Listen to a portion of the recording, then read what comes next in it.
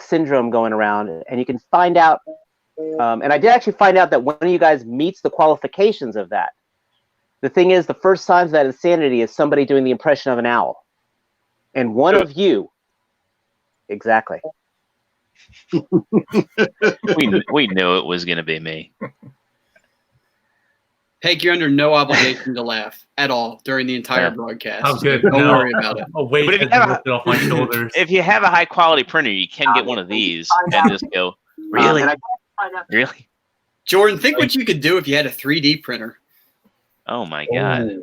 Oh. Guess who's going to Micro Center this weekend?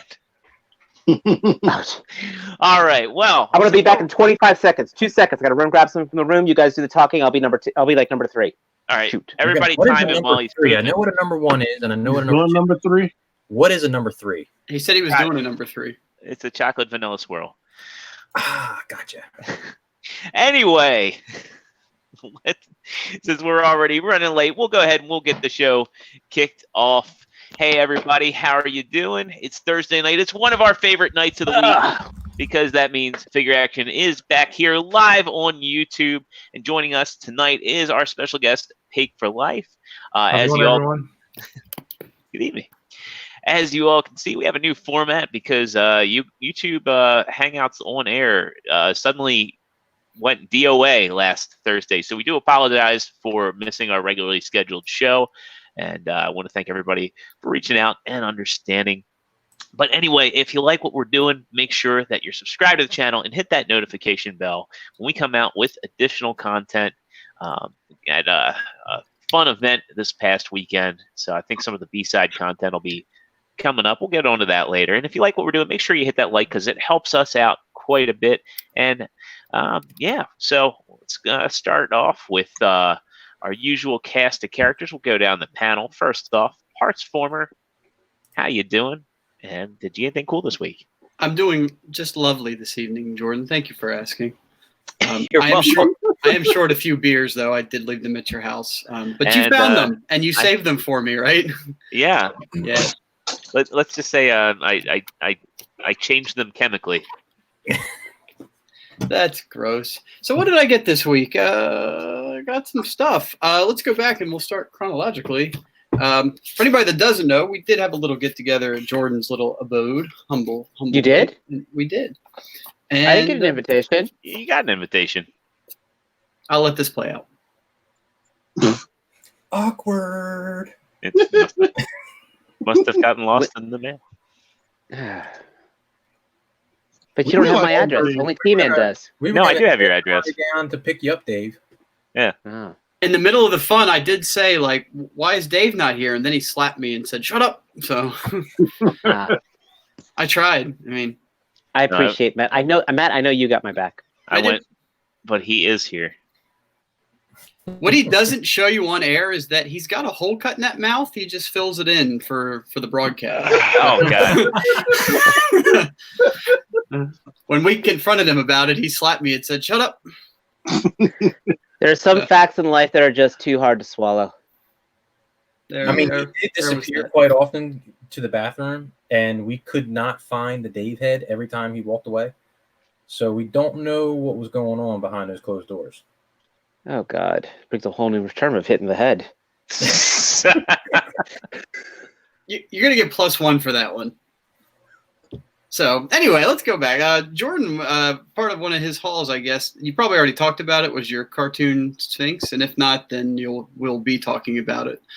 Anyway, he felt the need to replace his Sphinx. So I ended up with the one that he was getting rid of, that he deemed less worthy. But I was just fine with it. So ain't nothing wrong with sloppy seconds. That's all. That's what it was. Let me see. Toy Dojo delivery. This little dude, X-Transbot's Neptune. Something about X-Transbot figures, like certain ones speak to me. Like their Cliff Jumper spoke to me and said buy me, so I did. And then this guy I saw a review on, and he looked awesome. I don't care at all about Sea Spray, but this guy, glad to have. He's pretty cool. I have X-Transbots and none of them talk. Am I missing like a battery compartment or something? No, you just have to have the touch, have the power. Gotcha. 1986, August 8th, baby. A little bit of throwback there. The only thing for anybody that owns this guy, take a look at your shoulders and tell me that's not a scary little piece of plastic that's attaching the arms to the shoulders. It's like this one little tiny piece of plastic that's keeping these die-cast laden arms attached. I love how you say that as you're like forcing mine to transform into hovercraft for this weekend. Like Better yours than his, I guess. yeah. So let's back up a second. I transformed that whole thing up until that point and then said to you I was too scared to go any further and handed it to you. And you were the one, sir, that was standing there gritting your teeth trying to force this thing together.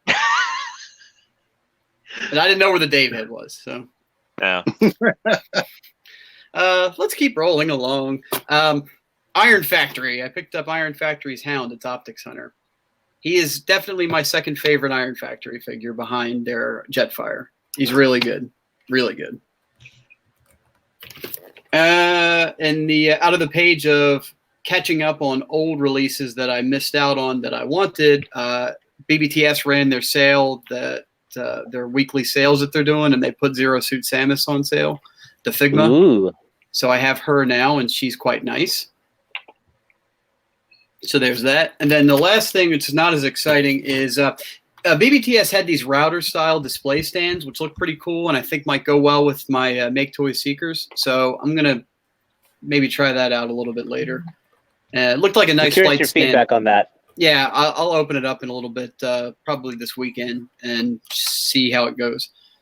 But yeah, it looked pretty cool. It looked like it was pretty easy to use, and has a bunch of different options as far as the size of the display forks. So that should be cool. I think that's it as far as my haul. Yep, that's it. I'm done. All right. Well, then we'll move over to Crabb. Joe Crabb, 1, how the hell are you doing? And 2, did you get anything cool? I'm doing very well, thank you very much. And I do have something very cool to show you guys, but I'm not even going to risk touching it because this is literally like a. Where's the Dave head? Card. So I'm just going to rotate my camera, and there he is. There, Hell? SH Monster Arts King Ghidorah. Oh. It's a King of Monsters? Yeah, excellent figure, but man, it's very precarious. I haven't even used the stands yet. He's freestanding right now. Or I kind of have him like tilted back real far and just kind of have him like on his heels. But if any of you were to drop like a paper clip, he's gonna fall over. Yeah, I was impressed by him when you brought him over, but man, that thing, it's temperamental. It's a great display piece. But yeah, it is a great display piece, but it's those wings, man. The wings are just so heavy. I mean, I don't think there's really anything they could have done to make them lighter and not fall apart. But they're just so heavy and all that weight's out there. So the shoulder joints they probably could be a lot tighter. And what happens is it moves like 1/4 of an inch, and it's just a ton of weight that shifts forward, and then it's like a domino effect. It just goes from there. I was watching the Jobby review on it. I mean, it's great. It's kind of weird. Like the back of it, it was like when they shaded everything like on the front, it looks fantastic. And then they went to the back of like the wings and everything, and they were just like, nah, we're done.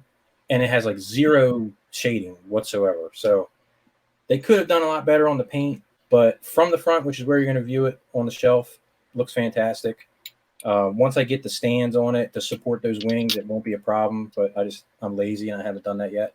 But I'll get it up in its final display spot here soon and never touch it again, ever. I mean, I guess my big thing is that's definitely more of a display piece versus the other Monster Arts, which are much more, photography friendly. Like that, I don't see sticking that in a booth. No, well, I have a pretty big, I have like a 24 by 24 photo booth, and it would easily touch probably sides the wingspan. It's quite big. I don't have a tape measure or I'd measure it, but that's pretty much all I get toy related. But I did get something non-toy related. Yeah, mine's only 20 by 20. If I can share a window here. Hold on, I'll get there. The producer has to approve it. You can call that a toy. So that's my new toy. Yeah. Joining the Model 3 club. Yeah. His Crocs, everybody. He got a new set of Crocs. Oh my God! Did anybody see Crocs, the Croc Martin? polo shirt, hold on. Crocs, Hey. polo shirt, and cargo Here, pants. I'm hitting print screen on this. Hey, don't- Could you get any more dad than that? I got don't make fun of the Crocs. I got Don't some make fun of the Crocs, man. I got some material I can Are you wearing socks with those Crocs? No, I have no socks with the Crocs, He's just very Okay, pale who- below the ankles. That's all. but I do get made fun Crabb of Crocs. because the way I wear my Crocs, my wife likes to make fun of me. But whatever. As I'm a we can- I'm a trendsetter. I'm starting a new trend here.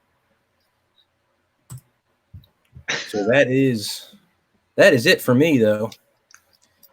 Does it have ab crunch? It has infinite ab crunch. It can it can ab crunch all by itself on autopilot. Alert for the autopilot or full self-driving. Just autopilot. I did not spring for full self driving. I was too stingy for either of them. It's a what? You have a Model 3 too? Yeah, I got mine last July. Hey, look right here, the Model 3 guys. Everybody else can just leave this. We'll talk about Teslas for the rest of the That's why we had got him a on. mo- It just happened to work. I got that a way. I got a Mazda 3. All right, you can come in too. It's technically an You M3. just got us in the back. But yeah, no, I didn't get the full self drive, and it's like $6,000 for that. And I know, it was crazy. And I work at home, so I don't really need either of them. yeah, I mean, I can drive my car myself. The autopilot itself being standard is pretty cool. I haven't actually got a chance to try that out yet. Apparently, when you first buy the car, it has to calibrate. Yeah, you need to drive it for like a few hours. Yeah, I'm on 95. I'm driving back home, and it's calibrating. Finally, when it did decide it was done calibrating, it was freaking the hell out. Like, it was showing all the cars around me, like basically all in a pile up, like it was just a big car. And every time my wife would look at it, she's like, she thought somebody was going to hit us. And I was like, nah, it's still learning. Just let it do its thing. still learning. But it's fine. Yeah, it's fine now. Like the more I drove it, the better it got.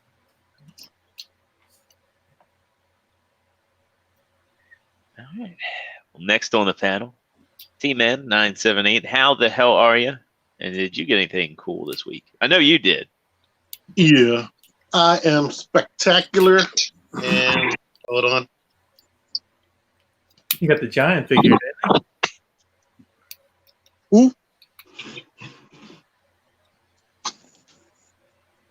Well, good night, everybody.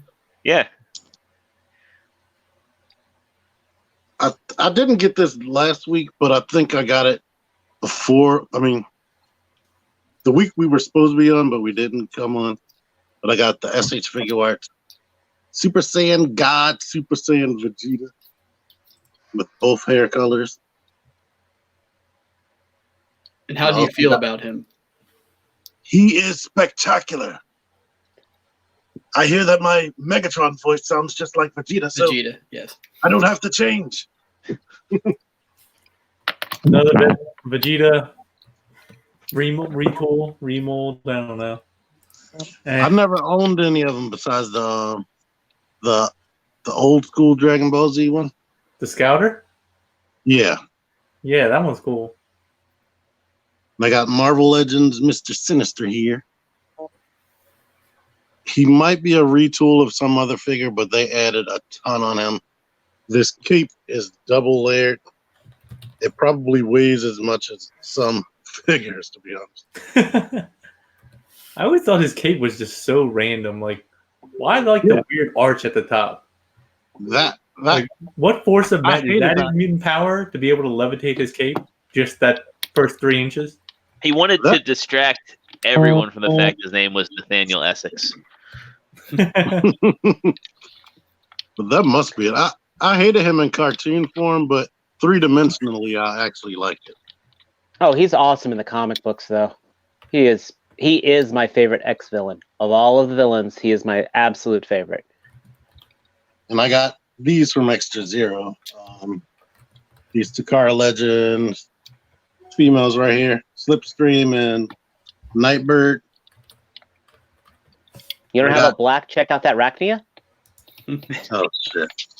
He offered me to buy that, but I'm gonna wait for the masterpiece version. T suddenly remembered he was cheap, and he's like, "No, I can't. Too cheap." Yeah. Siege Thundercracker. I just filmed that before we started. Classic Iceman, Marvel Legends, Nightcrawler, and Classic Storm right here, blowing in the wind. Cool. Let me turn it this way. What happens to a toad when it gets struck by lightning? The worst line in any movie. Yeah, that's what I was about to say. What's the response? Same thing that happens to everyone else. Yes. I was like, what the? I expected something way cooler than that. I was like, well, she was supposed to say it like much more deadbeat on that one. What happens when a toad gets struck by lightning? Yeah, pretty much the same thing as everything else. That's how the line was supposed to go. Much more deadpan. That's what it's going for. Deadpan. But it's been good. How are you guys doing that cool like ticker thing on your texts? Yeah, Matt figured it out. Oh yeah, I see. All right, you're just keeping it in the family. All right, cool. I don't know how to do it. I can highlight comments. You have to be the main person that hosts. I can't do anything because I'm on mobile. That's Airman. That's not Airman. It's for this new show called Fully Charged. That's never heard about. On Cartoon Network, apparently. What? It's like for the 2 hours of the day when they're not playing Teen Titans Go. Yeah. There we go. I figured it out. Watch. It's already on clearance? I haven't even heard about this show, and the toys are already on clearance? Yes. They've been out for like almost a year, if not a year. Has anybody watched the show? It's on YouTube. Mm-hmm. I watched the first episode. Oh, man. Teen Titans Go is the teen mom of Cartoon Network. See, this is the type of show that I would turn on and make my kids watch to pretend like I'm watching for them, but really watching for myself. That should be our tagline for the show. Everything you just said, just type it out. Oh, and the last thing I almost forgot. Classic Dazzler right here, since I didn't open it yet. This is one hell of a haul. Yeah. You're approaching Womack levels of haul here. Yeah, for real. He's actually going to open them. Oh, shit. And I just found Darth Maul, the classic Darth Maul for a Black Series today. And I bought that. But I left that in another room. He is excellent. Put up a review of the Mega Action Series Optimus 2? Yeah, I filmed that Sunday. Pretty sure that's this past week, but all right, cool. Yeah. Oh, yeah, I like this guy. It wasn't his. It was I Jordan. like this guy. When he was at Jordan's house, he filmed it. So. Yeah. Oh, they weren't mine. He wishes they were his. Now I do have Joe's Mezco Joker. You can claim that as a haul. Why not? Yeah, sure. But that's it. You got about 24 hours to film that review, and then I'm sending a repo, man. Yeah, I have the MAS Optimus and Megatron, two of the figures that I have yet to open. Oh shit! I was going to ask you about them, but you didn't even know. But who else we got? We didn't talk to TruStarscreamer yet. No, we did not. How are you doing? And what did you get? I am exhausted. I'm currently working on an 8-day. Oh, jeez, my phone just fell asleep. 1 second here. I'm working on an 8-day stretch from work, so just due to people going on vacation and me not. But I did get some cool stuff. Did you learn your lesson about not going on vacation?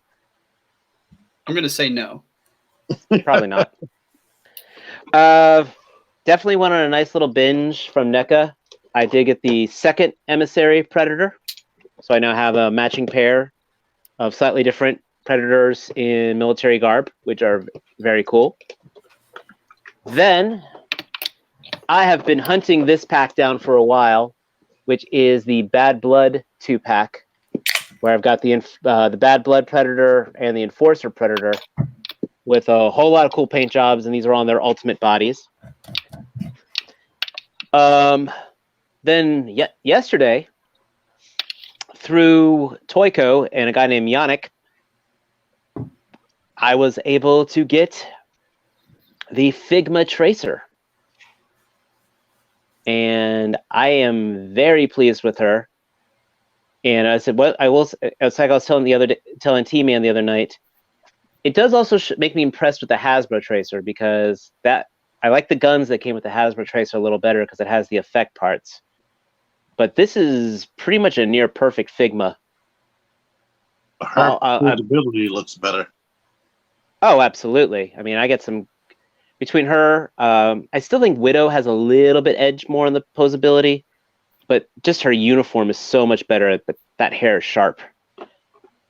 Kind of an impulse buy today, but I picked up the Hi-Ya Predator, which is the 3/4 inch scale, 3 3/4 inch scale Predator. I didn't know that was. Yeah, they actually have two of them, and I was at one of my favorite stores, and he had these for $20, and I just figured at least give it a try. And if I don't, I'm sure there's a couple other collectors who collect this scale, but if you ever want to do pictures of like your G.I. Joes fighting a Predator, this is a good one for that. God, fuck. That was damn. And finally, okay, now this is not as cool as a Tesla. Who was that? This is not an action figure. But I got this bad boy. Nice.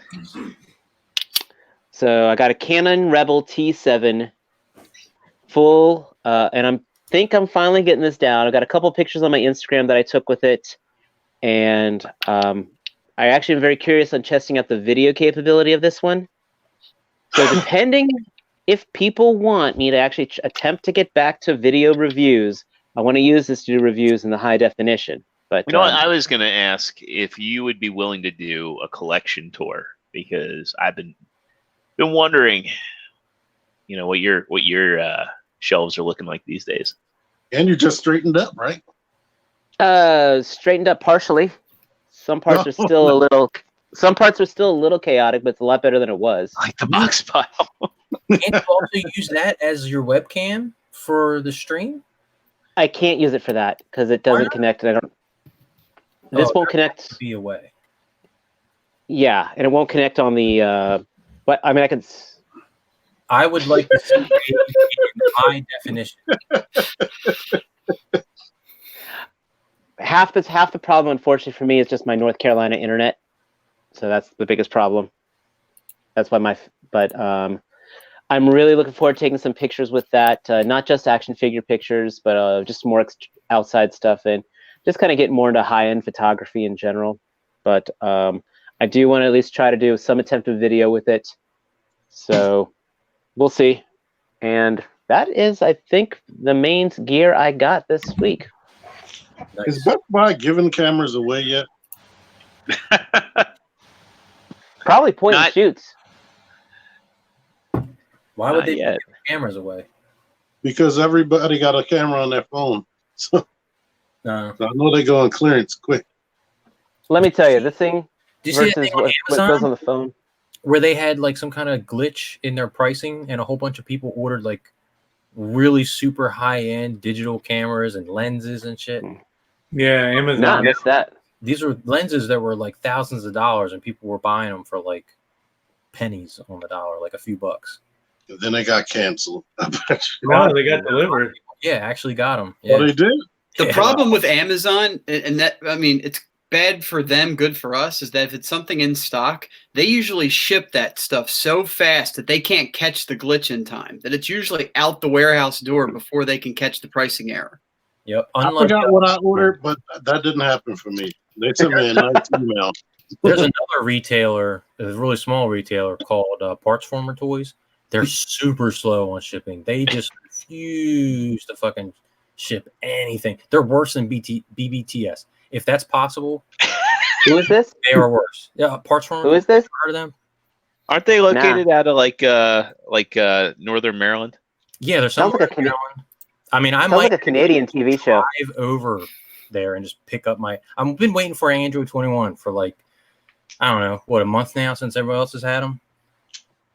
Yeah, I'm about to have mine before you get to. You could probably buy the one from Nate Simmons and get ground shipping from Cali. Yeah, you can do that. I'll just keep the one that's coming here for you. Nate I'll Simmons tell you right now that could Oh, that's the one I'm getting. back of a snail and point it in my direction, and I'll get it before Parts Former Toys. I'm not going to say what retailer that we ordered that from, but they are the last ones to get them that I've been paying attention to. So. Colluded with him, and it's in your basement, sir. In fact, if I look close enough, can we zoom in on this collection back here of fig arts? I see some pink back there. I don't know. Tell you what, I'll keep it like that so you can look. All right. I'm gonna send Katie down there to look around. What did you get, Paik? Yeah, you guys are making me feel bad. You guys got all these things collecting all sorts of different stuff. I had to like look around, see what I could scrounge up and lie about. Paik, I was gonna say, you've never been on this show before. You can tell us literally anything. So I know, right?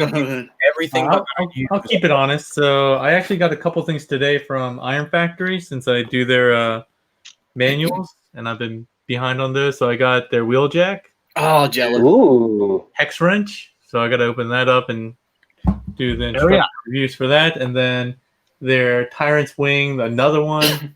This is Calite. I don't know. Calite. I don't know. Is that Thundercrack? A blue Seeker. I did get a real grade Sazabi. I've been kind of getting back into kits. So after making the Flames Toys IDW Optimus, I started collecting more kits. So I got a couple of like random things like the One Piece Going Merry. Oh, that's cool. And stuff like that. So I got a couple of those back there. I got the Crossbone Gundam. I got the Full Armor Unicorn Gundam. Just came in. So I've been. Do you actually paint them? Was that? Do you paint them? No, I'm too lazy for that. I do have an airbrush, but I've never gotten it to work. So that kind of killed that. And then the last thing is not figure related really at all, but it's a cool toy for me. Is I got this cool Xiaomi Wow Stick 1F. It is a electronic screwdriver that has like a little stand and everything. It comes with like 60 bits. I'll be honest. I was gonna say that looks like something my ex-girlfriend had. It is called Wow Stick, but it's the 1F Plus, and I've been wanting to get one of these. They're just really cool. They just have a lot of bits and for stuff like electronics and stuff like that. I guess even like repairing or disassembling transformers and stuff like that. It's really nice to have that instead of just dealing with this all the time. So I think that's really it.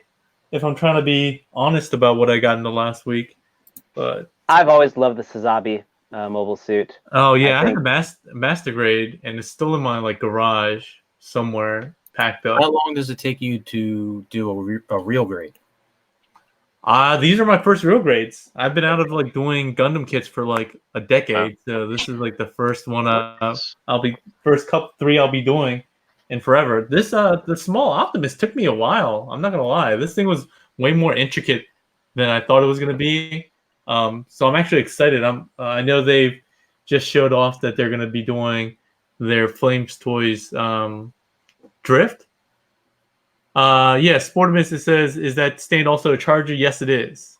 So the little base here is a charging stand for the electronic screwdriver. So yeah, I'm looking forward to ordering that, and obviously the IDW Megatron, which it looks like it's imminently going to be released. If this was tomorrow night, I would have had a whole bunch of stuff come in from Toy Dojo. I have the Gigapower Grimlock coming. I have DX9 movie Hot Rod. I got the SDC Kid Goku, the blue gi version of Kid Goku. Oh, nice. The SDC Super Saiyan Gohan with the blonde hair. I got the Mezco Spider-Man Homecoming, which is like an old figure, but after playing Spider-Man the game on PS4, I was like, oh, I didn't really like that suit when that movie first came out. And then I just kind of, after playing that game, I was like, this looks really good. So I picked that up from Toy Dojo. Android 21 isn't going to be there. And then a couple of locals bought some stuff that I just want to mess with or at least look at, because we have a local meetup in Northern Virginia on Saturday, like Vienna, somewhere like over there. So one of the locals got an MP10 Ghostbuster version. So I kind of want to check that out in a cool box. And then another one got the New Age Ratchet. The New Age Legends figures have been pretty cool. So I'll get to mess with those this weekend at the meetup. But that's it for me. I'll pass it over to Zero. All right, so I'm doing pretty good. As I think everybody said who came over to my house on Sunday. Dave, I'm sorry. It was a pretty good time, so I really enjoyed having everybody over. Oh wait, for everybody. Did I forget to tell you who I met last Sunday?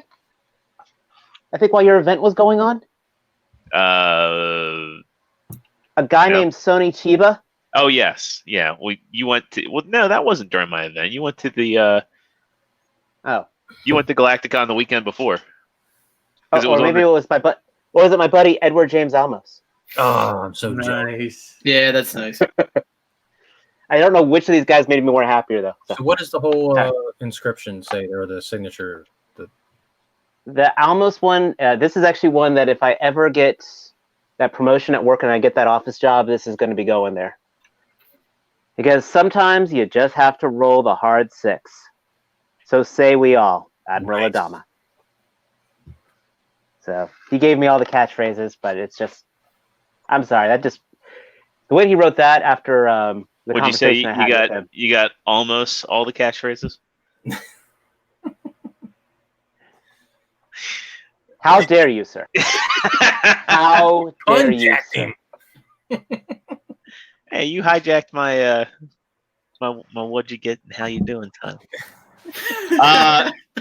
So I got today the Perfect Effect Jetfire, or was it Commander? Jet Force Revive Commander, and he looks great. He looks great. I'm still trying to figure out whether I really like him or not. And I know that sounds weird. He's got like all the articulation, but certain parts of him, he's like kind of like made like a chug, and there's mushroom pegs, and there's friction hinges and stuff. But I mean, the joints and all are solid. It feels kind of like it looks like, it's weird. It looks like a Make Toys. Shoot, what is the name of that series? Isn't he based on the one Cross Dimensions? Cross Dimensions. Thank you, Matt. No, what were you saying, T? Isn't he based on the Optimus they made to fit into the church? He kind of is. Yeah, he's kind of based off of that Optimus that they had to fill in the Power Master. Returns. Oh yeah, Titan Return Power. Yeah, Power Master. Thank you. And then the Ultra Magnus. And I mean, yeah, he's neat. And that center robot is really cool. I mean, this figure has an ab crunch. I mean, it's got basically every piece of articulation you can want, except for like wrists on a ball joint. They put the wrists on a peg to accommodate how the forearms expand. I mean, it's neat, but it's not the most solid feeling piece. But it stands and it's stable, and everything on here feels really tight. Some parts of it feel too tight. In fact, the ratchets I actually had to loosen on the shoulders because they looked like they might start grinding away at the teeth on the ratchets. It's How's the transformation? The transformation for the core robot is great, but the trailer pieces, they're a bit finicky, and it's very panely, and you have to have everything just right, and the instructions are kind of trash. Like, they don't even tell you where the axe goes. Lots of parts. Not as nice as those Iron Factory ones. Those are much better manuals. And then the other issue I have is like all the armor stays on really well, except I haven't figured out if there's a trick to lock this leg armor on, because if you jostle it a little bit, it will come off, and it's not the easiest thing to get back on. And then, as I was saying, like friction panels, like it's kind of Hasbro-esque, like that just will come off. It could have been pinned on. You're not selling us on. Yeah, No, I'm not selling you on it because I'm being honest. You guys know I have a big Optimus Prime shrine, so this I can easily check off a box for, hey, I've got a nice Jetwing Optimus Prime on display. But is it a great figure? I haven't decided yet, and I'm trying to if I can figure out ways to get Sounds like all you that have. stuff. Yeah, it's just so. It's so. I mean, price I'm wise, it's like feeling- middle of the road. Is it I'm under feeling 100? T-Man's jealous. No, it's a I'm feeling little over. T-Man's jealousy rate drop. Yeah, And how did it come again? Was it in robot mode or all mode? it comes in Jetwing mode. Oh, really? But the when I got mine out of the package, the shoulder bits were like floating around, and thankfully it didn't mess up any of the paint. The paint on here is beautiful, which is typical for perfect effect. But yeah, these shoulder bits were just kind of floating around on top.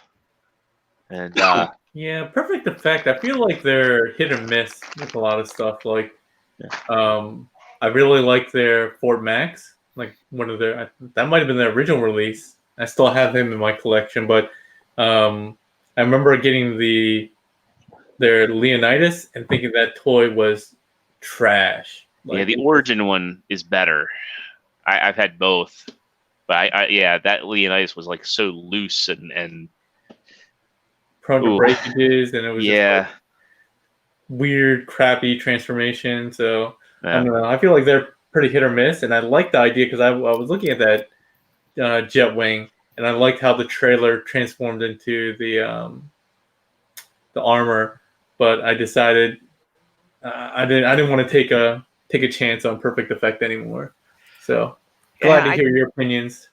I would say their beast stuff is still pretty good. Like their Guerrera and Dragoon, those are good. Like I have the Cryotech and the Megatron, and then I have all three versions of the Optimal Optimus mold.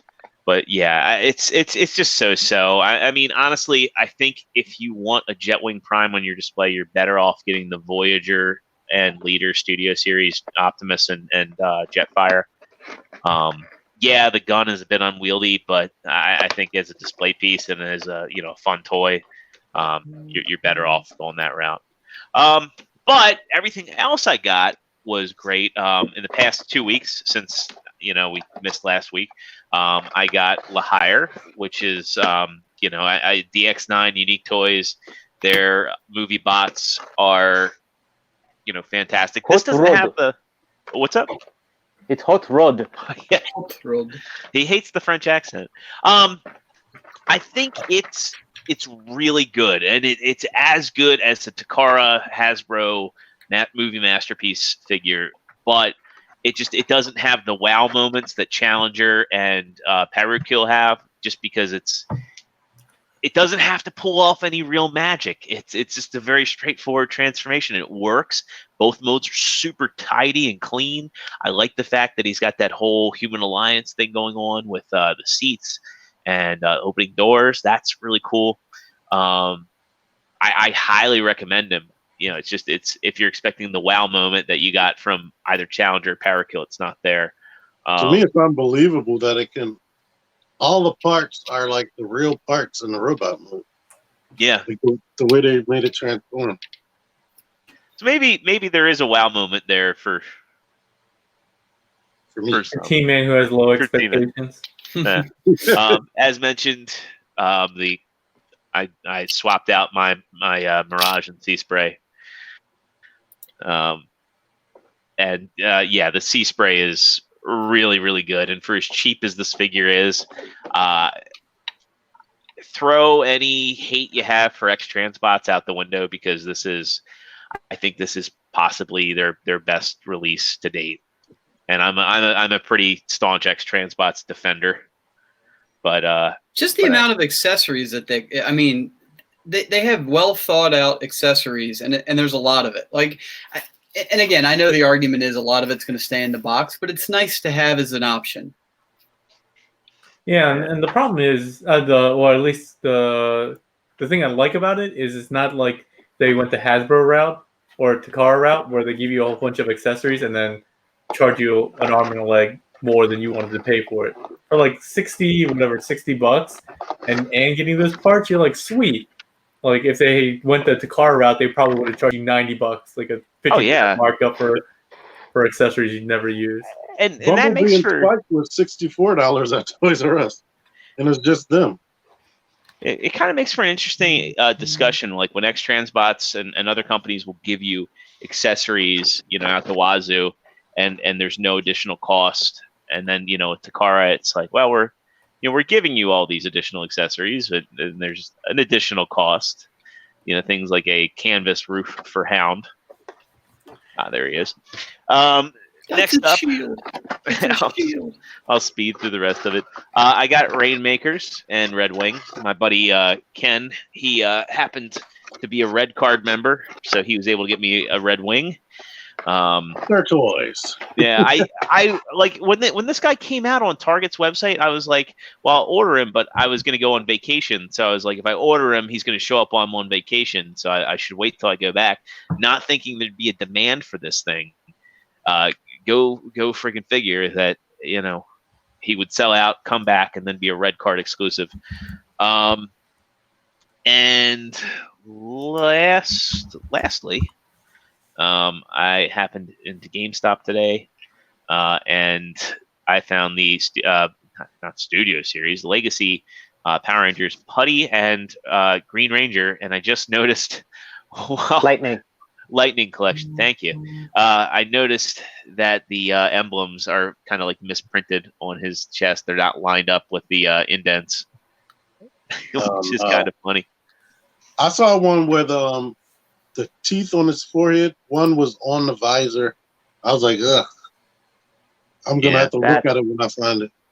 That's some bad QC, yeah.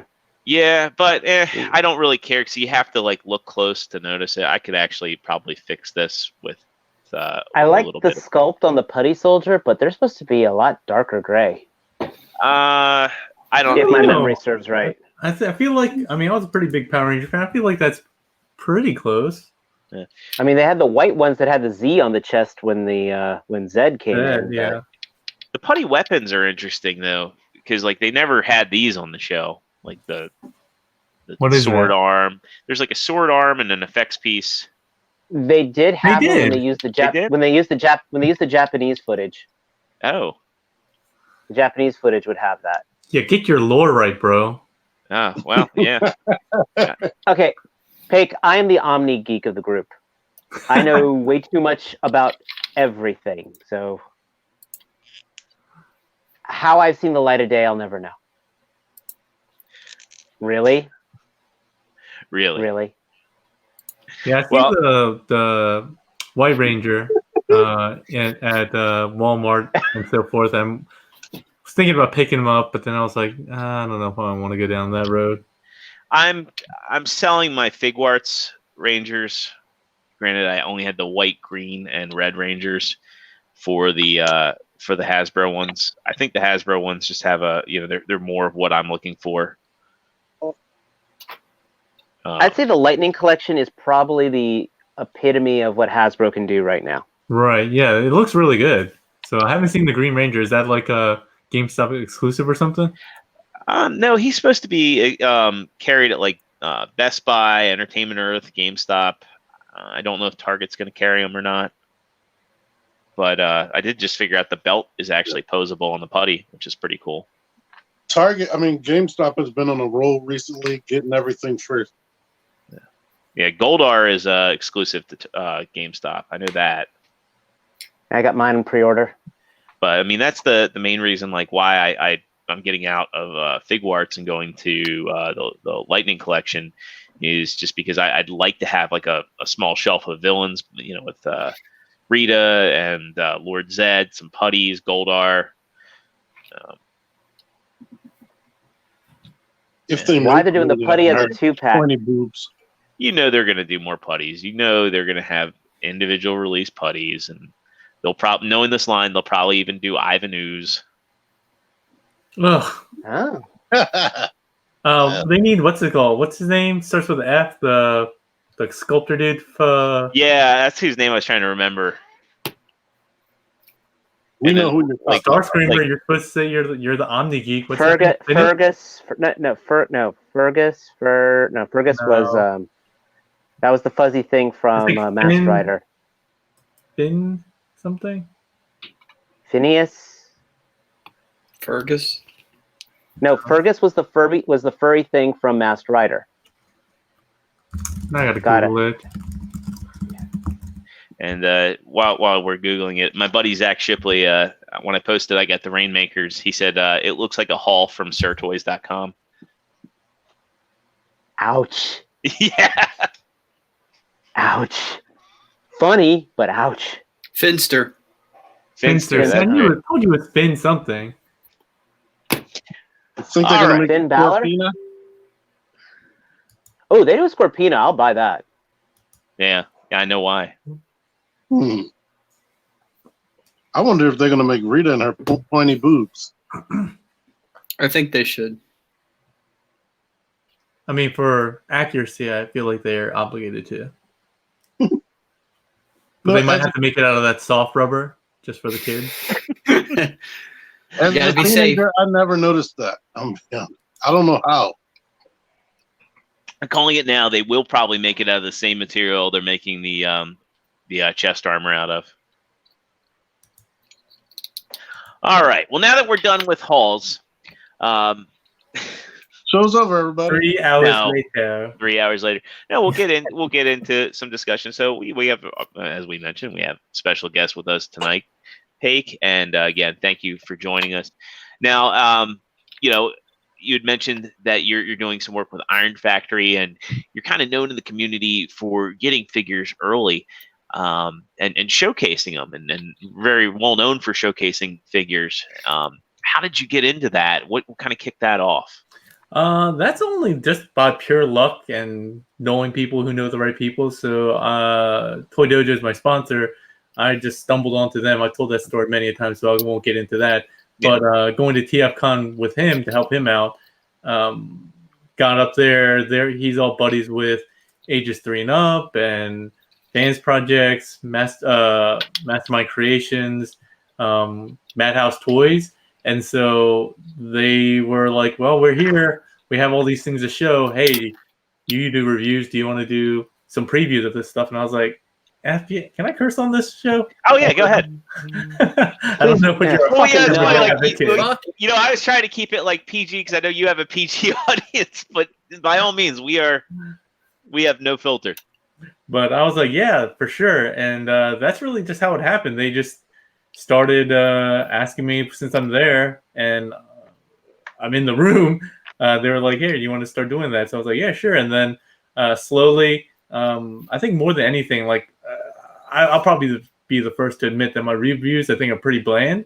But most people seem to really like my detailed transformations. And so that's why MMC wanted me to start doing their transformation videos, because they wanted to differentiate themselves from other third party by having video manuals and so forth, like how they do with their comics, which not a lot of people are doing. And then Iron Factory came later because Madhouse Toys was like, hey, Paik does the video reviews for MMC Ocular Max. Would you be interested in having him do yours? And they were like, yeah, sure. So they just send me stuff. All the other stuff is really just from happening to be there, right? I'm always there at TFCon Toronto, helping out at all the booths. And usually they're like, hey, we want to sell this, so why don't you do a preview the night before that we can release the day before or the day of, so that people know what they're buying, right? So most of them are recolors. Nice. It's nothing like crazy. Right. But some of the other stuff is really just through Eddie. Like, I think I was the first English review of the X Transbots Megatron. What was he called? Apollyon. Apollyon, yeah. So that was just by Eddie's connections and so forth. So it was really just being in the right place at the right time, knowing the right people. So luck, essentially. I probably could have just said that one word, luck, and gave you a much shorter answer. Oh yeah, I mean, luck's it's interesting how how connected everybody is in the community when you get into it. I mean, really, all it kind of takes is to kind of go to a TFCon, and it's amazing how many people you meet that are produce videos in the community. It's It's like Bolt Matrix. We met at Reston and hit it off. And I've been watching him for like a decade, and I thought it was interesting. I hosted a meetup, a couple of meetups that he's actually come to, and it's just kind of interesting just to see how everybody is connected and interacts at TFCon. It's a different place. It's funny. Before the show, we were kind of talking about how like some of the groups and the message boards can be so hostile these days, and it's interesting when you go to TFCon, it's completely the opposite, and it's a very positive experience. Yeah, that's what I found, and everybody's just super welcoming, friendly. That whole, for a couple of years, we haven't done it for the last couple cons, but we randomly started doing like that reviewer roundtable at TFCon. So like the first time, I think we just were around and we said, hey, who's around that we can just do a video with? So I know Vangelis was there, and then I think Kyog joined maybe the second one. I know we had Ben's Collectibles one time, and that just kind of grew, and we just kept doing it for a while. And then and it was just like random people that I had just met that con or something like that. So like I said, like you said, most people are very open and friendly and willing to share their experiences as a whole. So that's kind of how I met Sony, TM Review, and then T-Man, like inviting them on, Sean Love, all these other random people, how I met Bobby, Skullface, and all that. So I haven't met anyone that's just been totally acrimonious or belligerent or anything like that is very positive. So maybe we're just lucky, but I found the community as a whole is a lot more friendly when they're not behind their keyboards. Well, if you ever want to see anybody get belligerent, you got to play some Call of Duty Black Ops 4 with Deluxe Baldwin. No, I'm a fighting game guy. Really, get a little bit of negativity on here when we start talking about Storm Collectibles, because one of us doesn't really like Storm Collectibles. Well, it's more of a running joke. It's more of a running joke. I got the one Ryu, and you just had one. You got one bad Ryu, and you give up on the entire line. Okay. I also have loyalty to the Figuart Street Fighter line. Yeah, so do I. I'm getting like both. The figure arts ones look a little bit weaker overall. I don't know, man. Ryu, that Vega is working pretty hot. Pretty sweet Vega or Balrog, whatever. And then the Balrog / Vega looks pretty. That's why you got to call them Boxer or Dictator or Claw. Do you guys not watch actual competition Street Fighter? That's how they get around that. Well, the way I put it, the Dictator for Figuarts is the Street Fighter 2 version, and the Storm Collectible ones is the Alpha version. No, the Storm Collectibles is the Street Fighter 5. They're doing all Street Fighter 5 versions. No, just saying, just because the scale, because he got bugged up. Oh yeah, the super puffy version. Yeah. Yeah. I'm just glad they're not doing Street Fighter 4. Everything would look super stupid. And then we'd have to get a Hakan figure. Hakan? Oh, yeah. Ugh. So, sorry, I'm a huge fighting game Paik, fan. I think I worked around the swearing issue. Try saying a swear word. Fuck. Shit. That works. Fuck, Matt. I can only click so fast. Do you have to manually censor? This isn't WWE PG-13, man. Oh God. Acrimonious means kind of like bitter. Acrid means like bitter. Yeah, we're not used to big words. Mobby. Ornament has to do like me and just let it keep on going. Just gotta roll. Man looking up on Google, he's like, how do you spell that? So I have a question. Like when you get a third party figure and you're one of the first to get it. I know, like talking to Ben's Collectibles, he doesn't always get instructions. Is that the same case for you? And oh yeah, you never get instructions. Like even when I have to do the instructions for like for like a MMC or Ocular Max, I usually get the figure first, or like I'll have a preview version, and they'll be like, "Can you do the manual for this?" I'm like, "Can you give me a manual?" They're like, and that's usually the last thing they do, the manual itself, and so you're kind of on your own. So you just got to kind of figure it out. Like right now, I kind of have these guys with me, so Impetus and Fraudo. Oh no! And it was like, just go ahead and mess around with it. And they were like, just have fun with it. I don't know if they're going to let me do anything with this. I haven't asked. But I would like to preview Prado because he's really fun. But it's kind of like just you're on your own. Even when we were at the TFCon, they just sent a box of samples. And they were like, display this. And we're like, they asked me to, they're like, hey, Paik, you transformed these guys before. Make him into the combined form. And I'm like, dude, I haven't even seen half these figures. Like, I've never even seen Fraudo or Blast Off. And it's literally 30 minutes before the show doors open on Friday. I'm just like trying to figure stuff out. So yeah, Paik, they're awful. Paik, you like Transformers? Do the thing. Do the I thing know. with They're thing. like, you should be able to figure it out. Like even I even did the review or preview of I think their Overlord. And it wasn't until like weeks later that the designer was like, hey, you messed something up. I'm like, all right, well, thanks. I mean, Right. But in general, yeah, they're pretty bad about it. But yeah, the guy who gets like stuff early is Ben's Collectibles. He gets like everything, like whether it's like a preview or new release, he gets everything first nowadays. As soon as something is announced, he has a video up. I know.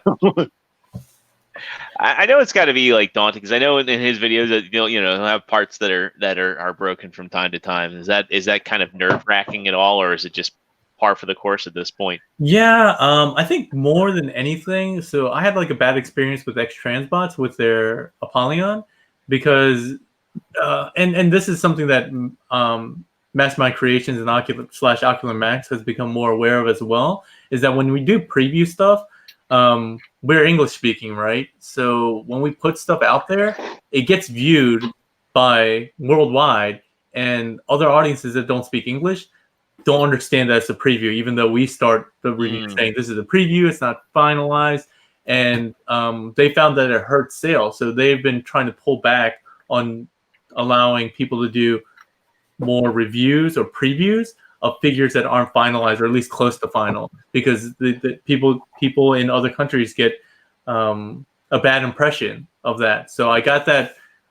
I got hit really hard with that on Apollyon because that was really loose. The shoulders were coming off. Even when it was released, the shoulders were a little bit loose. They had to give like replacement shoulder pieces that were a lot tighter.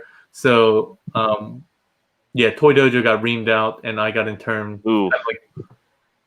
I got transferred that reaming out, not by Toy Dojo, but he passed the message like, yeah, Keith is not. You should get like a little. With you. You should get a card in like all the various languages saying test model, test I know, model, right? test model. Yeah.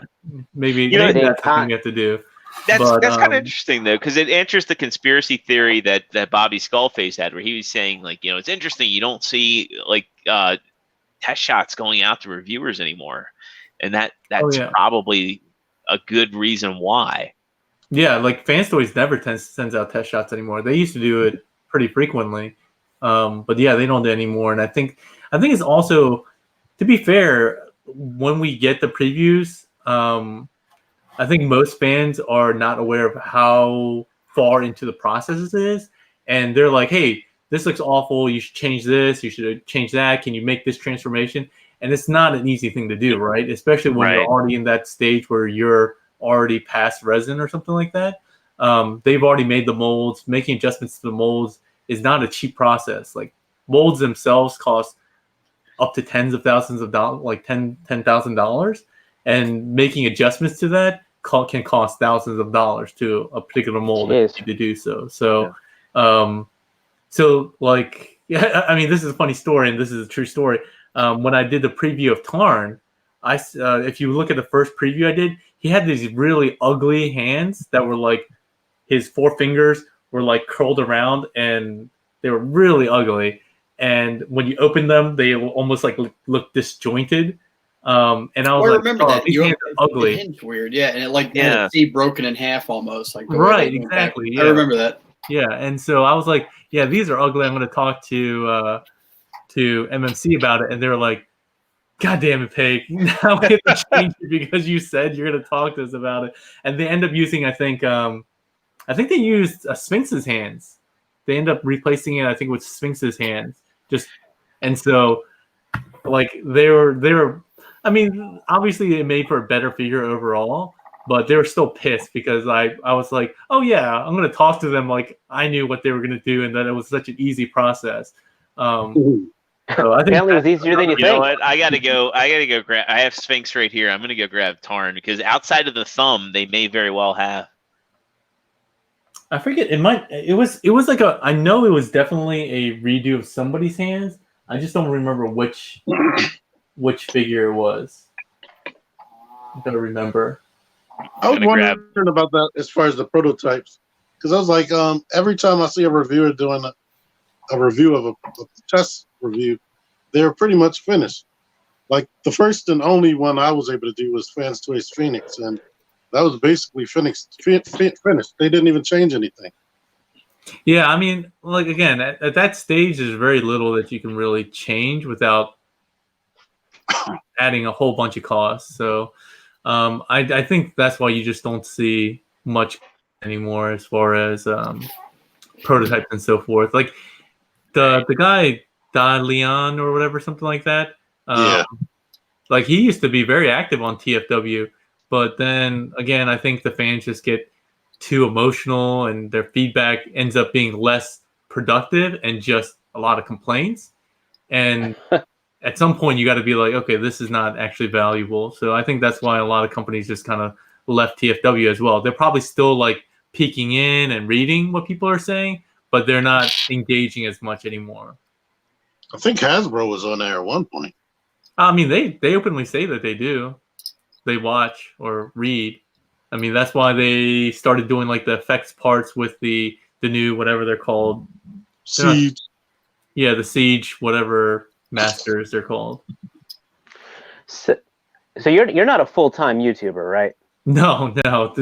Yeah, you clearly did not see my 5-year anniversary video from the other month. The whopping $1,300 I made in 5 years. There's no way. Like I don't know how people survive on it without being, having 1 million plus subscribers. Patreon. Yeah, I don't know. Maybe I'm just like lame, but I don't feel like asking people for money. I got one donation once on one live stream, and I didn't even know what it was. I was like, "What is this? A super chat? What the F is a super chat?" And it was like, "Oh, somebody gave me $1."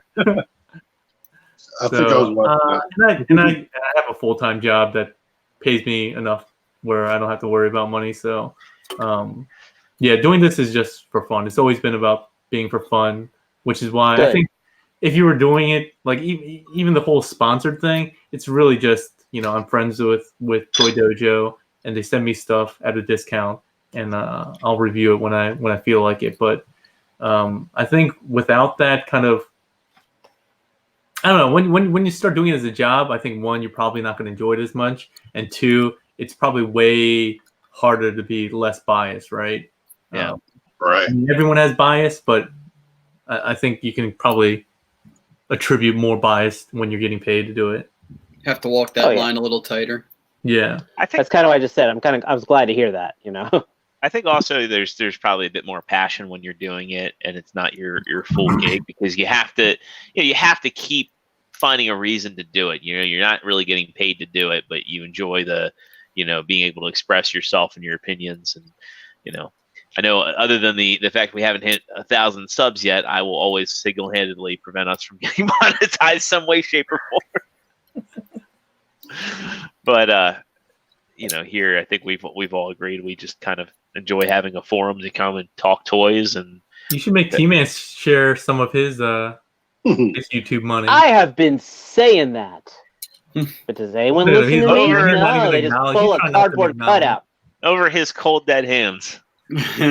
he when he was here on Sunday, he was like trying to scheme a way that he could like rent a room here. I mean, you have a shed outside that you're not doing anything with. No, my lawnmower lives there. And you could have a lawnmower and a YouTuber all together under one roof. T-Man can mow your lawn. Exactly. Your lawnmower. And your lawnmower would live. Thank you, Joe. That's what. And I will have 200 reviews. You'd have more than 200 reviews. You could review his lawnmower. It's Yeah. amazing. Your show T-Man, writes itself. 978 yard review. This yard is terrible. Zero's got an old ass Toro lawnmower. You got to clean the carburetor like once a month. Hey, if it cuts the grass, it cuts the grass. I quit already. If you just get one of those old-fashioned reel, like manual reel type, and then put a stick on it and then suspend like one of your new transformers off the end of it, and T-Man will just go nonstop. He'll just cut your whole yard. So, Paik, I have a question. You know, you're in touch with the third party world. Get off of T-Man's yard service. Kind of like the $1 billion question I think a lot of people have had. Now, there's like a thing going on right now with Taobao where Hasbro has come after Toy World. And it's interesting because Hasbro has a presence on Taobao of all places. So I don't know whether you have an answer for this one or not, but there's always that looming threat that Hasbro is going to go after third parties. So any insight on that, or have you heard anything from third parties, or I haven't heard anything from third parties, but honestly, that's probably the least of the people's concerns as far as third party. I would say. I think the bigger concern is really the market, right? The market's becoming increasingly saturated with different companies. The lines are, especially G1 being the biggest line that's popular. The number of figures that they can release, number of repaints you can do. There's a reason why the figures that we currently don't have yet are the ones that have like the least amount of recolor or remold capability, right? Yeah. And then there's also the driving cost of competition of making things cheaper. So right now, I think more companies are trying to get away from Transformers just because the market is diminishing. Like even sales-wise, from distributors and retailers, there's not a lot of margin anymore. There haven't been as compared to like figure arts. Like there's a lot of margin in figure arts. Not that much in Transformers, and the threat of places like Taobao and eBay, Chinese eBayers, it makes it really hard for U.S. retailers to compete, or even like anywhere outside of Asia to compete, like European or Canadian, obviously. Like it makes it hard for them to sell, which means they're ordering less, which means the third-party companies are going to be getting less orders. So yeah, there's probably some fear of KO, the KO hammer coming down from Hasbro, but that threat has been, I guess, kind of around for years. But the diminishing market is a much more rapidly apparent threat, and that's why you see less and less third-party companies, right? Like there are some that have been like one and done. There are some that were around from the beginning and died out. So the only company that I know that continuously does really, really well, as most people would probably be able to guess, is Fans Toys. And I honestly don't know why. Maybe just I've debated this before. I don't think Fans Toys is the best company at all. I think they probably produce just as many bad figures, if not more subpar figures than they have great figures. But I think people remember like the Dinobots that they put out, and their Quake Wave, which was one of the first third-party figures, and people were like, "This is awesome!" And I think they have like an attachment to that company, but they apparently sell almost as well as Takara Masterpiece. Really? Oh. Yeah, and it's interesting too. Fans Toys is one of the companies where they hold their value. it's funny. I'm actually selling my Spindrift. My buddy Winston's buying Spindrift, and I actually swapped him out for the X Transpots. But it's interesting how, even though this is arguably the better figure hands down, and I probably will get Spindrift 2.0. Oh God, I hate you. I hate myself. I hate myself. You're the problem. I am part of the problem, but that's the thing is like I got Neptune and he's great, and then after I get him, I see the render and it's like, oh, that looks really good. They do. I hate the fans toys effect. I hate it too, but then it's just like they make figures that have shelf presence. And that's one thing I can't get away from. I've had more QC issues with them than any other third-party company. And but they have the stickers. It's not possible. The QC stickers that mean nothing. And I don't think MMC gets enough credit. I'm a big MMC fanboy, and the I think MMC is consistent. They're probably the most consistent of all of them, because Make Toys went up, and then they've changed factories, and it's gone down. Fan Toys, as I said, Fan Toys has the shelf presence, but dude, everyone says if you want to mess with your stuff, that's the last one you really want to mess with. KFC, X Transbots, they're either out of the park or they're falling apart. So I mean, I'm definitely a X Transbots KFC supporter, because I think they've actually continuously, as a whole, improved. And I'm not going to say their figures are the best. Like, I like Neptune. I like the design. I think it looks the best. I don't think it has the best materials and quality overall from other companies. But I would say that at least I see them progressing as a company. And I can't say the same for a lot of other companies, right? Like, I feel like I hate more Fans Toys figures recently than I have ever before. And I think the other thing, again, going back to the whole competition thing, I hate that they show renders for figures they don't intend to release for years to come, and they are only doing it to basically lower demand on other companies' figures. Yeah, that's what I said. I hate the Fans Toys effect. I think it's just it stifles stuff. And like, how can you as a fan who actually bought that awful Spindrift, and you're selling it to get another one, and you got another one, and now you're going to support getting a Spindrift 2.0 that's what, a year, maybe a year and a half? Because the robot mode doesn't have windows and I have OCD. See, again, I gotta agree. You're the problem. You're the problem. I like this guy. Can we have him on more? How can you be supportive of that? They're literally like, I hate myself. And you're saying, thank you. Can you do it again? Like, I hate myself for doing it. And I will admit I am part of the problem there. And it sucks, because I've had this discussion with Deluxe quite a bit. I hate the fact that they make toys that aren't very playable. They have shelf presence, but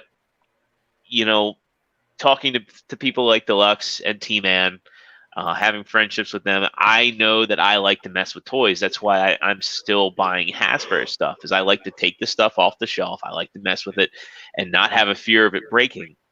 And with Fans Toys, it sucks because, I've had more of their figures break right out of the box. They came packaged in alternative mode, and then, getting them to robot mode, they broke. And T, you can probably vouch for me, but I handle my figures with fucking kid gloves. Yeah, they only have a few figures where, like, Grinder, I've transformed that thing back and forth. I don't know how many times, and I don't feel like it's gonna break. And that new the new Silverbolt Maverick, he felt solid too. Yeah, the larger their figures, the better they hold up. A Hot Rod. If I'm going to buy if I'm going to buy a figure with fear of it falling apart out of the box, at least I'll keep it under $30 when I buy a NECA figure. Ooh. Which I am very fortunate that has not happened to, but at least I'm aware of. Well, the good thing is Fans Toys will give you a replacement part for free. and then you have to break out your screwdriver Yeah. and pray you don't muck it up even more. Hey, Paik, would you also consider, when you were talking about companies that keep like chugging along, and would you also consider Iron Factory up there as one that's kind of like consistent and always on top?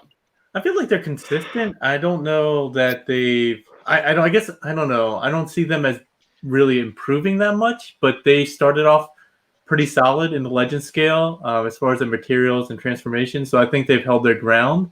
But I don't think there's stuff that like nothing blows me away when I play with them. Right.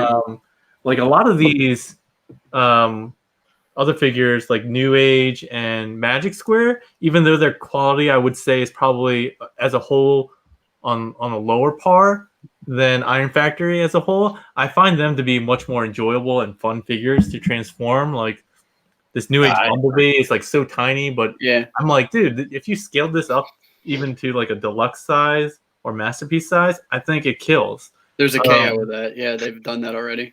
Oh, really? I Okay, respect, so I stuff respect like that, like, Iron Factory because I they think just Iron got their Factory's lane solid, and they're but- in their lane.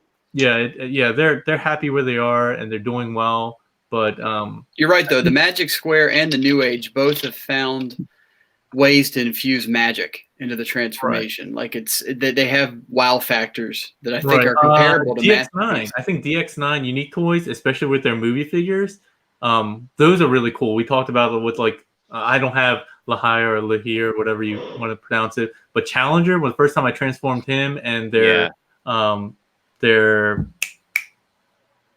unique Parakill? toys. Was that? The Parakill, the Lockdown. Yeah, their Lockdown. Yeah, like all those figures have like I feel like they've improved over what their previous releases are, and they have that kind of magic wow factor. And so I don't like the movies. I don't think most people do, but I'm collecting them because I think they're so interesting and they're doing something different than G1. And I think all of us probably do love G1, but even if we don't like the movies, I think we all kind of appreciate the design and kind of ingenuity that these companies are coming out with their movie line. So I think they're really good. When you realize that the movie designs are possible in a transforming figure, it kind of really makes you appreciate them. Yeah. When at first I thought that they were just kind of, well, that could never work. That could never happen. There'd have to be parts forming to accomplish this. And no. Toy World is another company I think that is, I mean, it's been slowing down because they had that whole split off with Zeta. But I love Constructor. Constructor was definitely the best that they put out. I mean, we don't need 28 recolors or re-releases of it. But I thought that was a solid figure. I'm probably most excited about their Bumblebee Optimus Prime more than any other figure that's currently slated right now. That just looks unbelievably good in both. Have you messed with the 3A Bumblebee?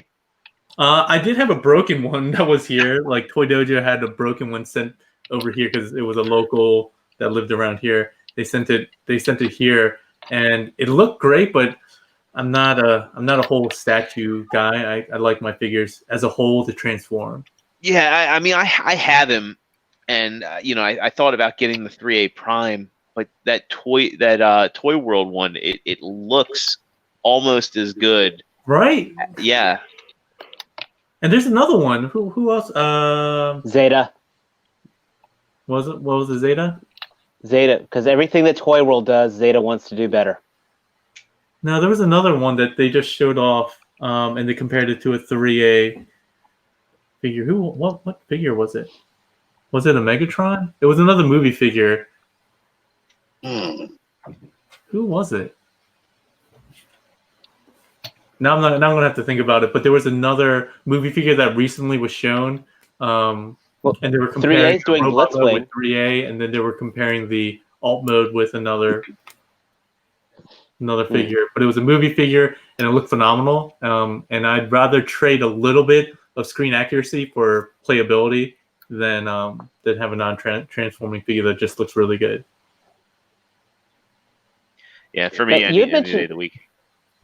You had mentioned that some of the parties are actually considering getting out of Transformers altogether, or at least trying to phase out of Transformers. what kind of franchises would you see a third party getting into other than transforming robots? I think a lot of them have been trying to go legit. So I know China has a bad reputation as a whole as being a country of counterfeiters, not being innovative. But I think that's kind of old school China and not new school China, where a lot of companies are trying to do something cool, innovative, and they're not trying to just copy, steal somebody else's stuff. So a lot of companies I know have been trying to go legit and using their expertise in third party and showing what engineering they're capable of, and actually trying to win real contracts with and get real licenses. So I can't get into specifics about like which companies, but I know there are several companies that have gone kind of that direction, and that's probably why you're seeing less, do almost nothing from them. Because we knew I remember Moss Choice was trying to. Yeah, because they got the Harmony Gold license, and then the Unrustables, they were trying to get those in the comic book shops. But all the funny business that ended up happening with their Kickstarter, kind of curbed those efforts. Yeah, so and a lot of other companies realize that there's also money to be made in things that are less complex, right?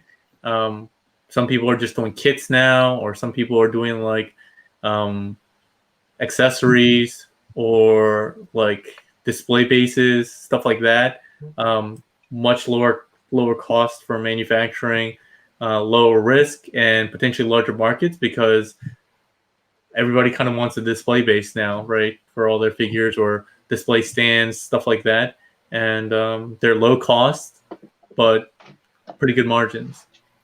And that's like everybody tends, collectors have been in the market for a while more often than not and tend to have a collection that they're settling on. So I can certainly see a point where they're like, okay, now I have the figures. Now I need to make it look good.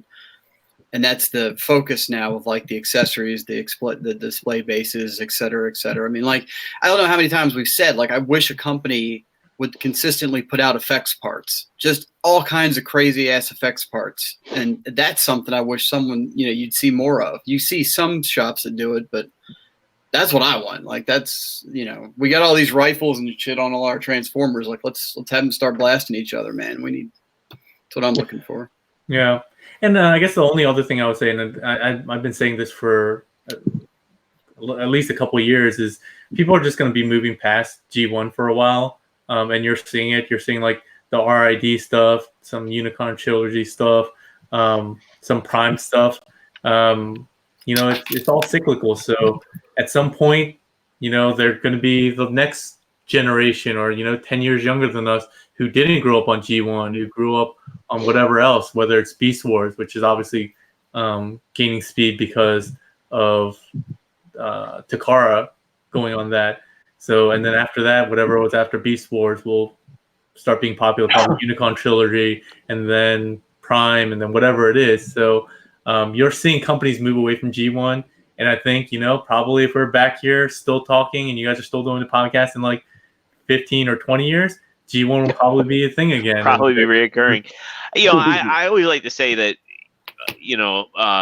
companies will, when you miss out on a figure, it's interesting. We all have fear of missing out, but there always will be a bigger and a better version of a figure. I mean, who would have thought that, we'd be on our third masterpiece Optimus Prime at this point. God. The fourth Blue Streak.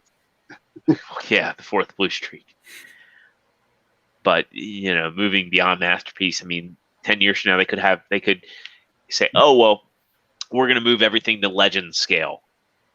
And Takara could say, okay, well, the Legends figures are becoming popular. We're gonna eat into that market. Yeah. And, I mean, they're kind of doing that by just shrinking all their lines anyway. So. True. I mean, yeah, if you think about it, that's where's it going to be? Yeah. Hey, look, I've got my new leader class C spray right here. It's actually pretty funny. I had when I got Red Wing, I had opened I had a Transmetal Rat Trap that was mitten box. The box was a little bit beat up, but I opened it because I was entering a photo contest, and I was able to fit this in a Beast Wars Deluxe box. In robot mode. In robot mode. Well, I told you what happened for me that really kind of legitimately got me angry at Hasbro was when I bought the Studio Series Jazz, and he was smaller than the Revenge of the Fallen Scout class hubcap. I'm just like, that legitimately, I was just like, this at the time was the legend scale. This was the little guy. This was supposed to be the cheapie. And I just paid $20 for that. That was really an F this noise to Hasbro moment for me. Definitely car mode is really tiny. When I was at Target the other day and they had that what was it, the MicroMaster 10-pack, I couldn't pull the trigger on it just because I was like thinking about a time where a 10-pack of MicroMasters would be $20, and that time wasn't that long ago. And thinking about a time when you got a multi-pack of Transformers and it would be at a discount because they didn't have to package them individually. And it's kind of crazy too that the third-party market is cooling down quite a bit. When we went from a time where third party was the expensive option and it was for that niche collector who needed to fill a gap in their collection or wanted something interesting or different, and now it's the cheaper alternative. Yeah, I'm gonna buy Magic Square Prime, and that so I don't have to pay $450. Here he is. There's Red Wing in a Beast Wars box. That's ridiculous. Hold that back up one more time. I'll showcase it. There you go. Yeah. This used to be a $10 toy. Shit, I could probably fit 2 of these guys in this bubble. Is that a Red Bull fridge you have in the background? Not a Red Bull fridge, but it's a mini fridge. Okay. I wish it was stocked with Red Bull, as expensive as those things are. And yes, I did it. Look at that, 2 for 1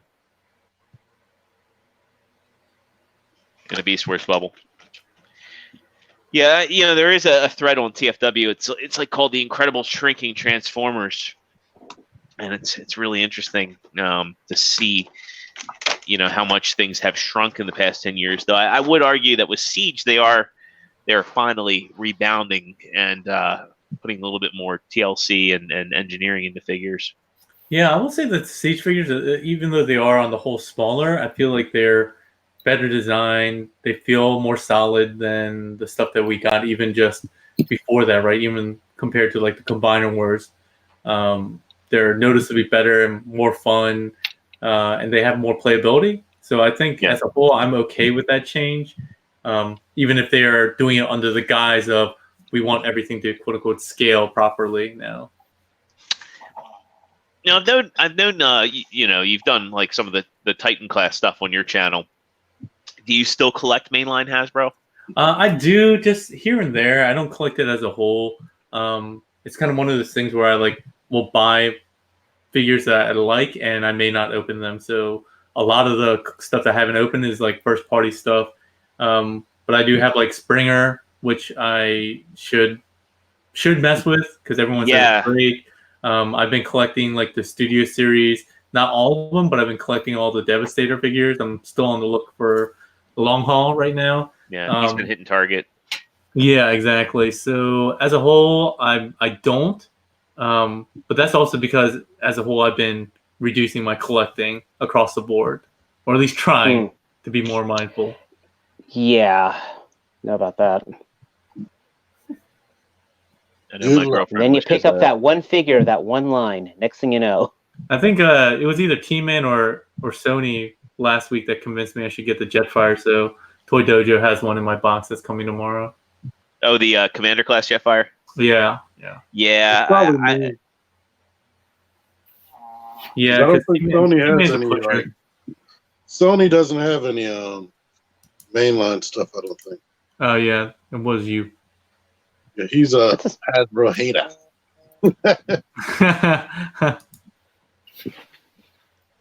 Oh, it's MP Collector. He's a local too. Hey, MP, I'm gonna see you on Saturday, right?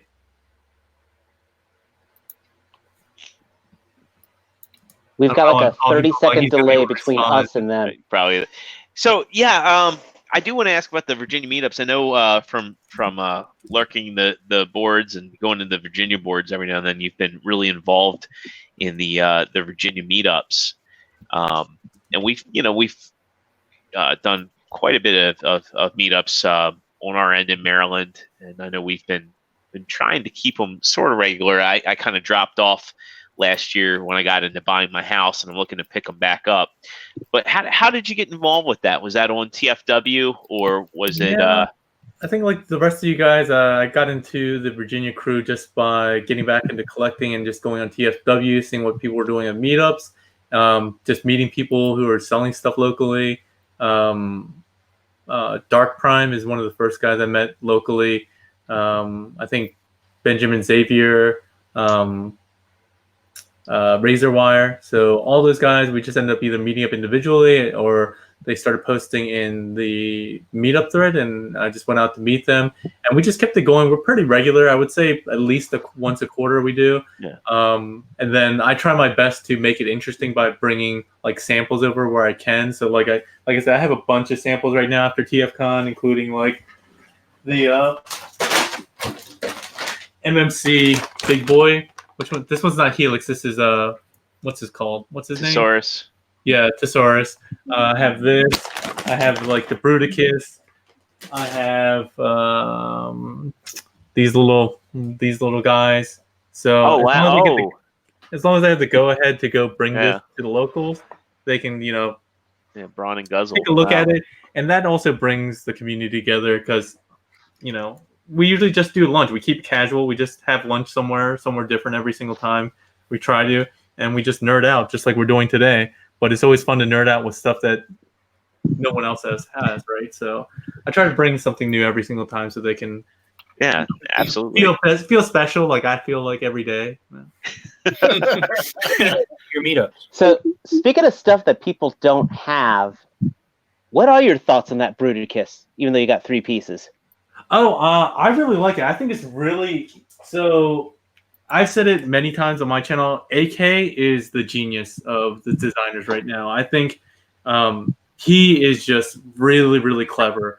Just the fact that he's able to engineer something that can make a fist out of 2 halves and not have it be parts forming and still have wrist articulation. Like I talked to him and he was like, it just came as an epiphany to him. Like the thing that was keeping him from being able to do it was that, wrists usually go 360, but there's really no need for wrists to go 360, right? Anatomically, we don't do that either. And so once he figured that out, he just figured out an ingenious way for 2 halves to connect together.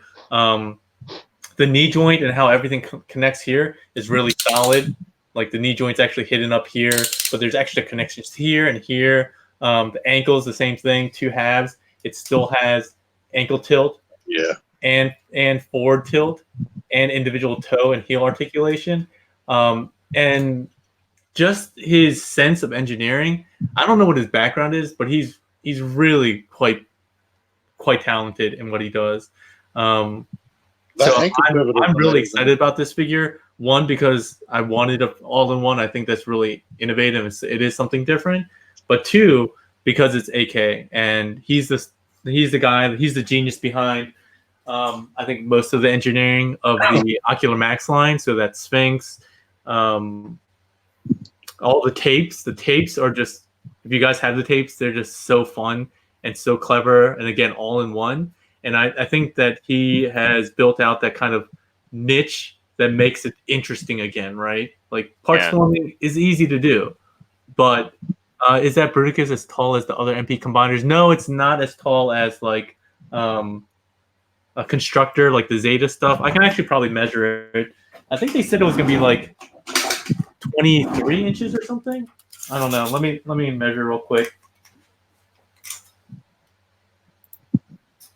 So it looks like, and again, this is just from what I have, and maybe mistransformed because no instructions. So he seems to be from foot to the top of the head, 17 inches. That's what you said. 20 to the top of the blasters. So I think the constructor is like 23 or something like that, right? I can go find out. I have them in the other room. Yeah, I have him here. I just don't feel like getting up anymore. So, I've Peg, actually- do you feel like the connection points are going to be solid? I know you said that it links in at least the knee. How about the shoulder? Do you think it's going to So the hold together shoulder- well? So I don't think Bruticus is the one that seems to be not completely finished. I think the port in the arms seemed really good, but this I guess connection piece here, like you link it in and then you close this up. Right now, there doesn't seem to be a locking mechanism. So like if you try to rotate it now, it wants to come out of that joint. It's gonna be hard to show, but like when you rotate it, you'll see that this top piece wants to come out. Right. And again, But again, this is a prototype.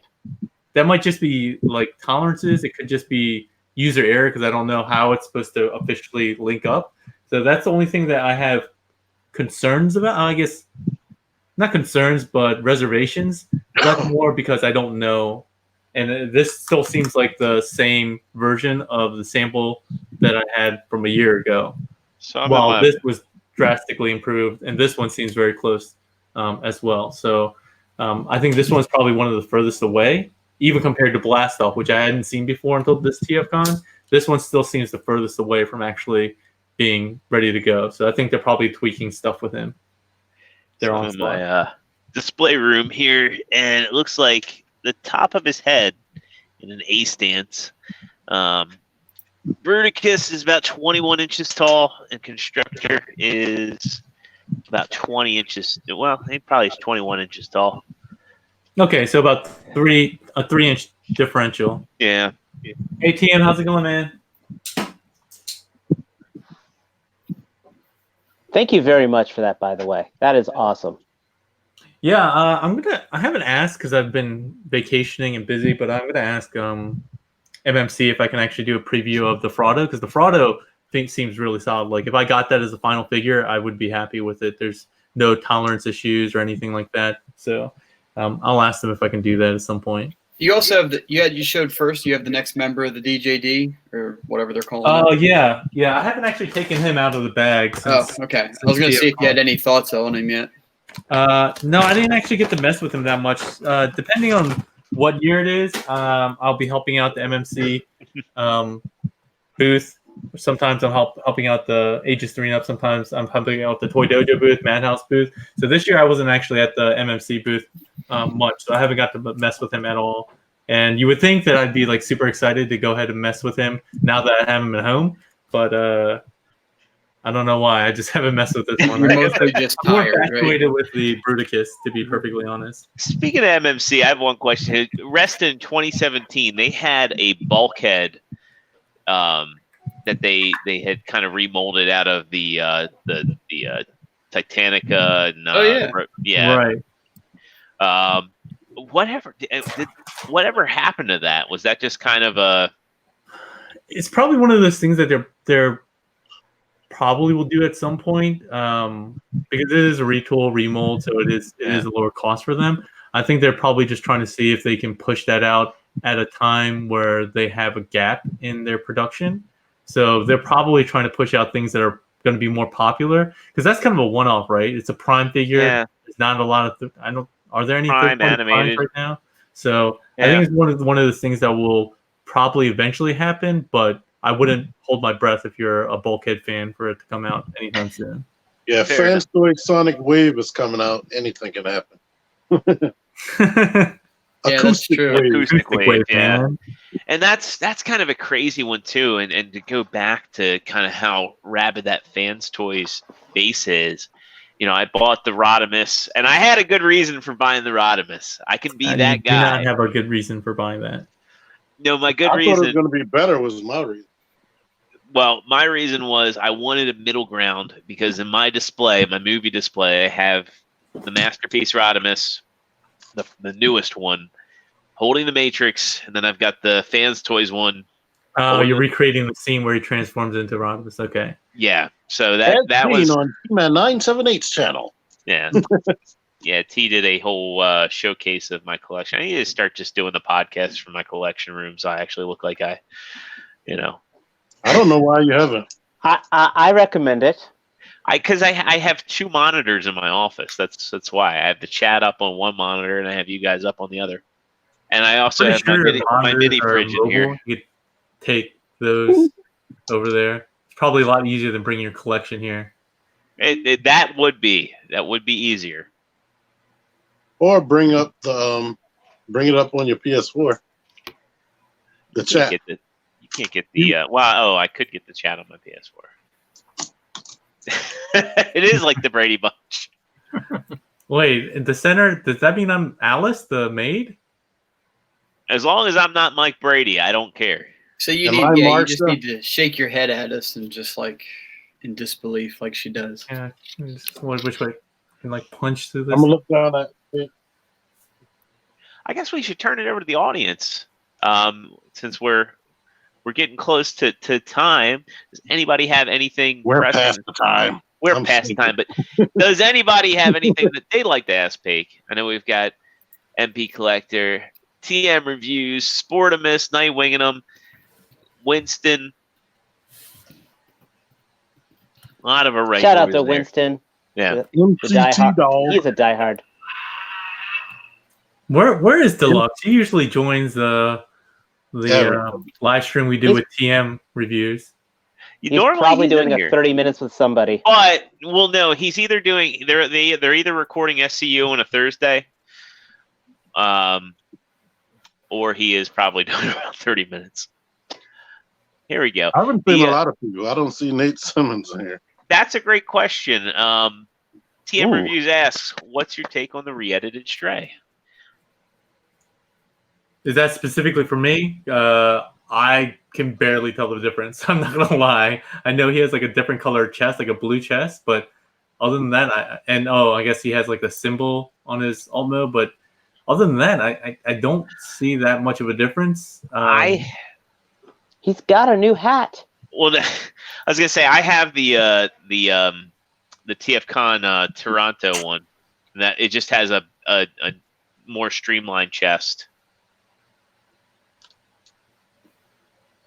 I wouldn't say the Deadpool one or the the Deadpool one. I can go grab him real quick if anybody wants to see the. I have.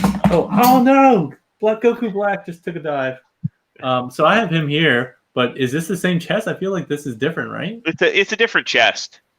So like the original chest was kind of flatter, and that one it protrudes a little bit more. I know. No one likes a flat chest. Yeah. Nightwinging says that I would be Cindy Brady. Well, that ruined my night. What we need to do is we need to get 2 of us have like the same figure, and then just like do the whole hey Matt. And Kevin Womack, yes, you do. Kevin, you're welcome in my home, man. I talked to you earlier. He was like, T-Man said only one black dude's allowed in your house at a time, and I'm like, no. I said this was a figure action. You were talking about putting him in the shed.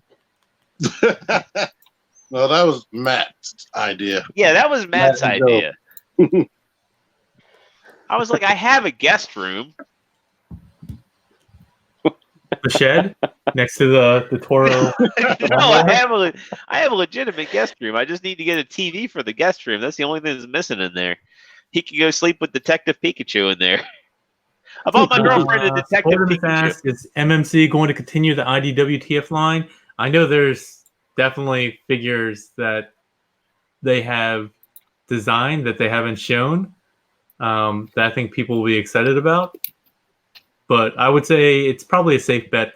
And I think they're pretty smart, right? Like they've carved out their own little niche in the Transformers third-party universe doing the IDW line. So, and they've seen, I think, a good amount of success. It's not that popular outside of the U.S. Like Asia is not that big into the IDW comics, which kind of makes sense. But that's probably why you guys get so many recolors and remolds that you guys are probably tired of.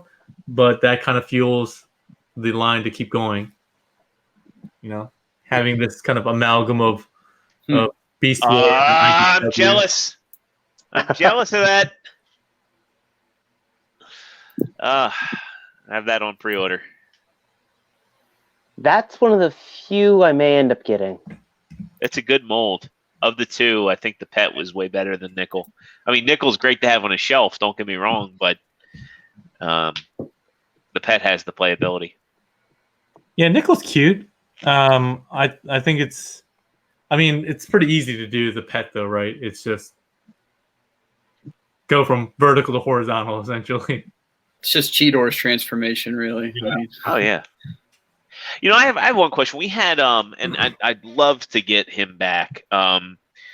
We had Chigo King on the show, and he's great. He was a wonderful guest. He in fact, funny story, when he joined us, he had just like come from like a barbecue, and he was a little bit, he was a little bit tipsy. Barbecue. Yeah, he like came from a barbecue that was like because he's over in France, and it was like ridiculously early his time, and he had talked about a line MMC was doing, and Dame Shack retweeted our he retweeted and he shared on Facebook our show, but he talked about a drift that was supposed to be coming out, like a G1 take on drift from MMC. Is that something that they're still keeping up their sleeve? I've heard about that, but I haven't seen it. It'd be interesting that they do that because I don't know what it would be based off of, but I would probably guess it's a remold of something. Yeah, because I think they do have I know they have a new line coming out, which I feel like came out of left field, that they've shown their first release, which is like IDW adjacent, I would say. Which I don't know. I think they're a little crazy for doing it, but it may be a success. But there's definitely a different kind of line that is coming out soon. they've shown it publicly, or just to you? Yeah, I've seen it, but it's not something that they've announced or even hinted at yet. Okay. So they're going strong. I don't think they're one of the companies that I think are very smart about it, and they're probably going to be around for quite a while longer. Well, that's good because they're definitely one of my favorites, and like I said, I'm looking forward to buying the individual components of that Bruticus, because they're going to be my on the shelf. It's sad though, because it's like seeing the combined mode and that engineering. We lost Starscreamer. His phone probably died. Spelled me yet again. All right, let's see. Sportimus has one more question. I think we'll take his question, and I think we'll call it a night. Matt, if you could put Sportimus's question up. Oh, I didn't even see that. I was like, where? Do you have any theories as to why MSC does not reissue Jaguar more often? Reissues as a whole are just more or less comes down to two factors predominantly, I would say. One is interest. Is there enough interest to rerun? Because again, people were like, oh, I want Jaguar, but they've actually reissued it once. And the reason that the reissue again, they need to have enough of a minimal order quantity to make it worthwhile doing another run, right? That's why Carnifex crashed out, right? Right, yeah. They recently said that they didn't have enough interest there. That shocked me. I would have thought there would have been a ton of people jumping back on that guy, but what do I know? I don't know. I mean, I guess they have new options since then, like the Fans Hobby one came out, the official Hasbro / Takara one came out, so it might be a good enough for a lot of people. Because I don't know how popular Overlord is as far as the whole fandom goes. Like I know they're diehard Overlord fans, but I think he's a far cry from being an Optimus or a Megatron or even a Bumblebee, right? So likely all those hardcore Overlord fans probably have their Overlord by now. Right, exactly. Yeah. And the second thing I would say I've got two of them. That the other reason why they don't do reissues that often is because it takes away from their capability of sending out new stuff, right? So if they tie up their factory doing that, then you're gonna get your whatever later. Your Bruticus is gonna come out later or something like that. So there's only so many hours that the team can devote as well as the factory can devote. So a lot of times they want to push out new product because their new product will probably sell more units than a reissue, a small reissue run. So those are probably my two theories. I'm not going to say those are definitively why they're not reissuing it a third time, but logic dictates those are probably two of the biggest reasons. A bit of irony with that is with Iron Factory, where they keep giving us different flavors of their Seeker mold, but then everybody and their brother wants a Starscream reissue. Yeah, that's going for like $200 or something. Yeah. Meanwhile, like New Age is coming out with theirs, and it looks really good. And yeah, I'm excited for that. Yeah. I think Magic Square teased theirs as well because they had shown off their new Soundwave, the Legends Soundwave, and then because T-Man and TM Review, we talked about it in our monthly news. In the background, they had Seekers, and I think T-Man pointed out one is a Conehead, so they're going to be coming out with Legends too. So there's going to be a lot of options there. Yeah, it looked like looking at the kneecaps, one of them definitely looked like a Conehead. And that their Legends figures are pretty crazy. I'm not a huge fan of their Magic Square, their Prime. I think it's fine, but their Legends one, the Light of Justice, I mean, it's basically that same MP figure that they released, just shrunken down.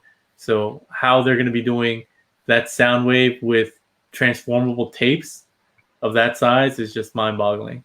Better get a Spudger. Yeah. Dude, I have a drawer of like 15, so I'm good. Do you think Magic Square is going to do any more larger scale figures?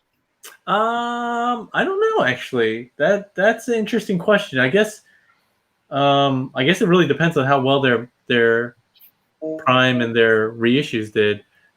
They seem to be focusing more heavily on Legend scale, and I think a lot of companies are going that direction because it's a little bit, again, talk about going less risky, less engineering, less cost, and more profit. They're probably doing that just because they're realizing, and underutilized market as compared to G1, I suppose, G1 full-size Masterpiece. So I think they seem to be pumping out a lot of those. They could I would like to definitely see more go from up them, that Soundwave.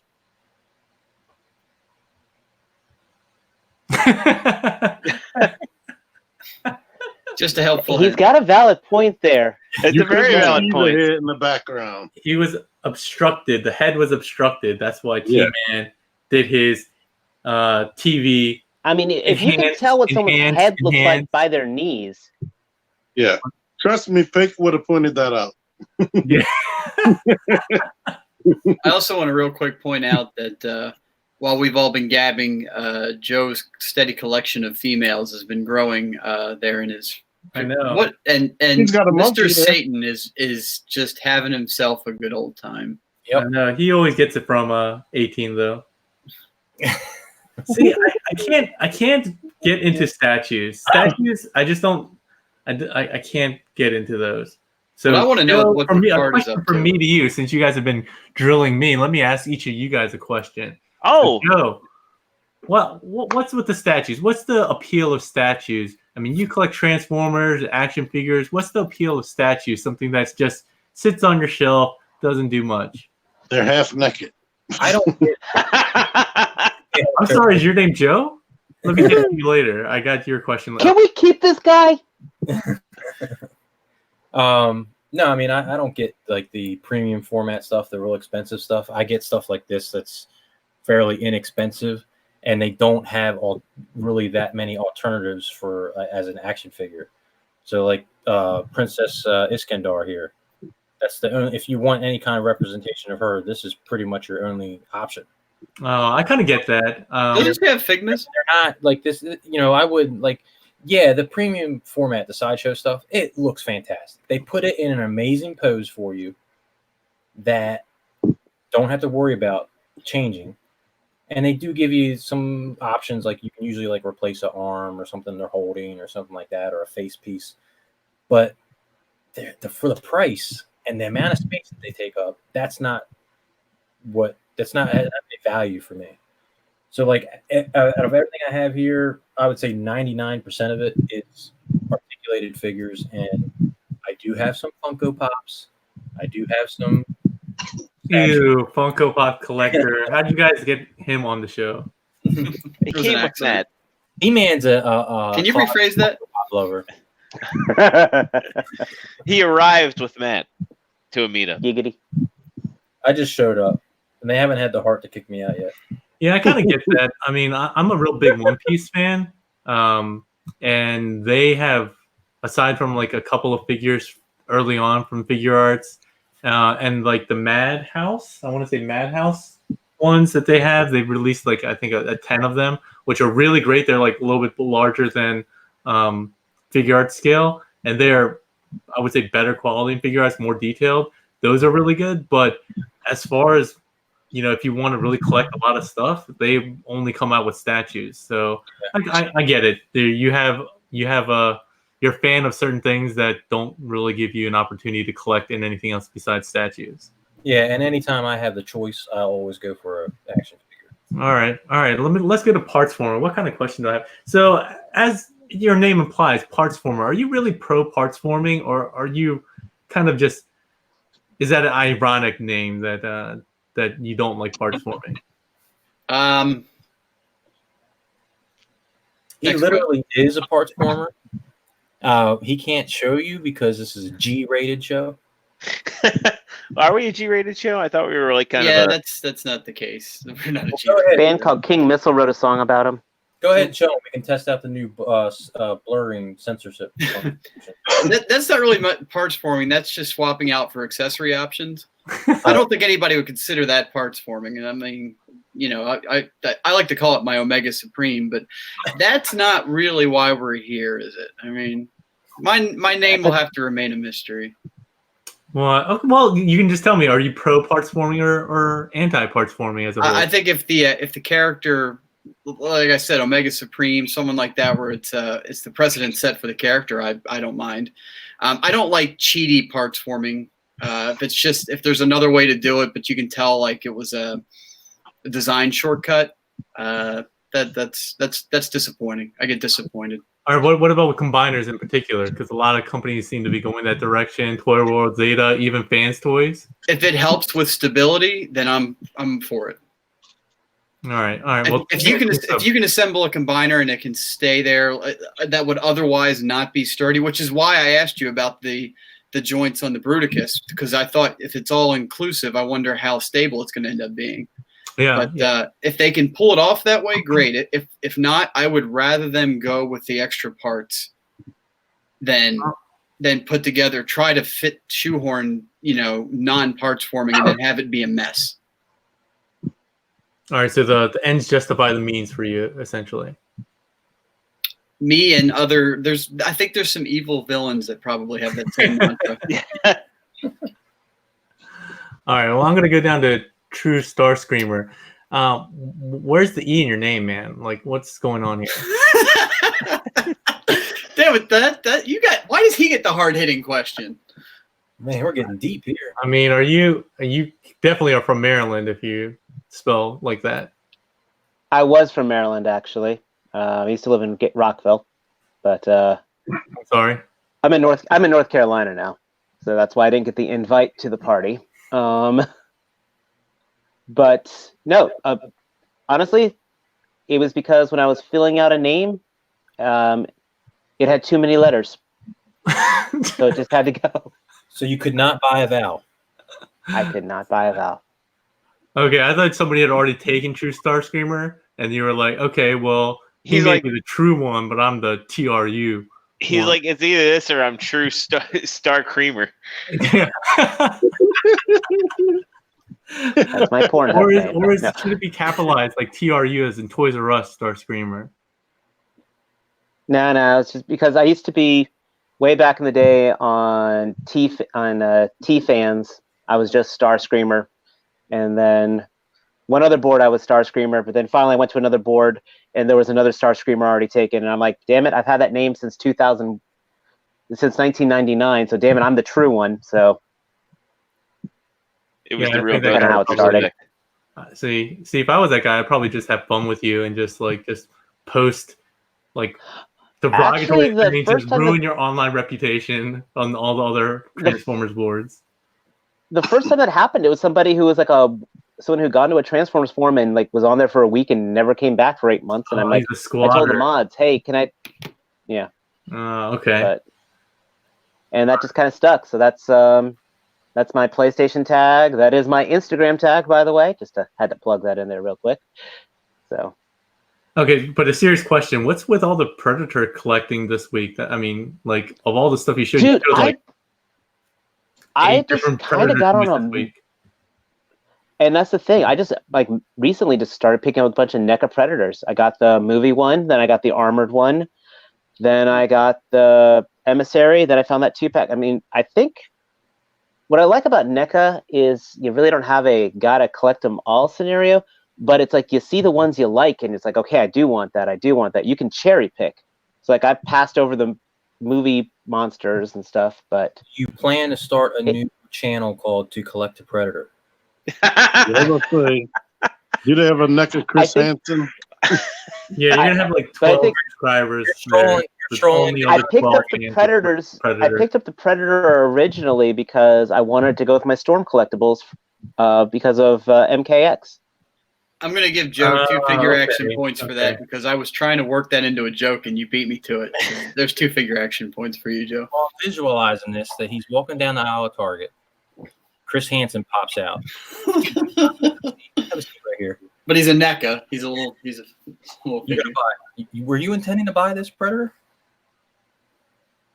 All right, I guess we have the chat log right here.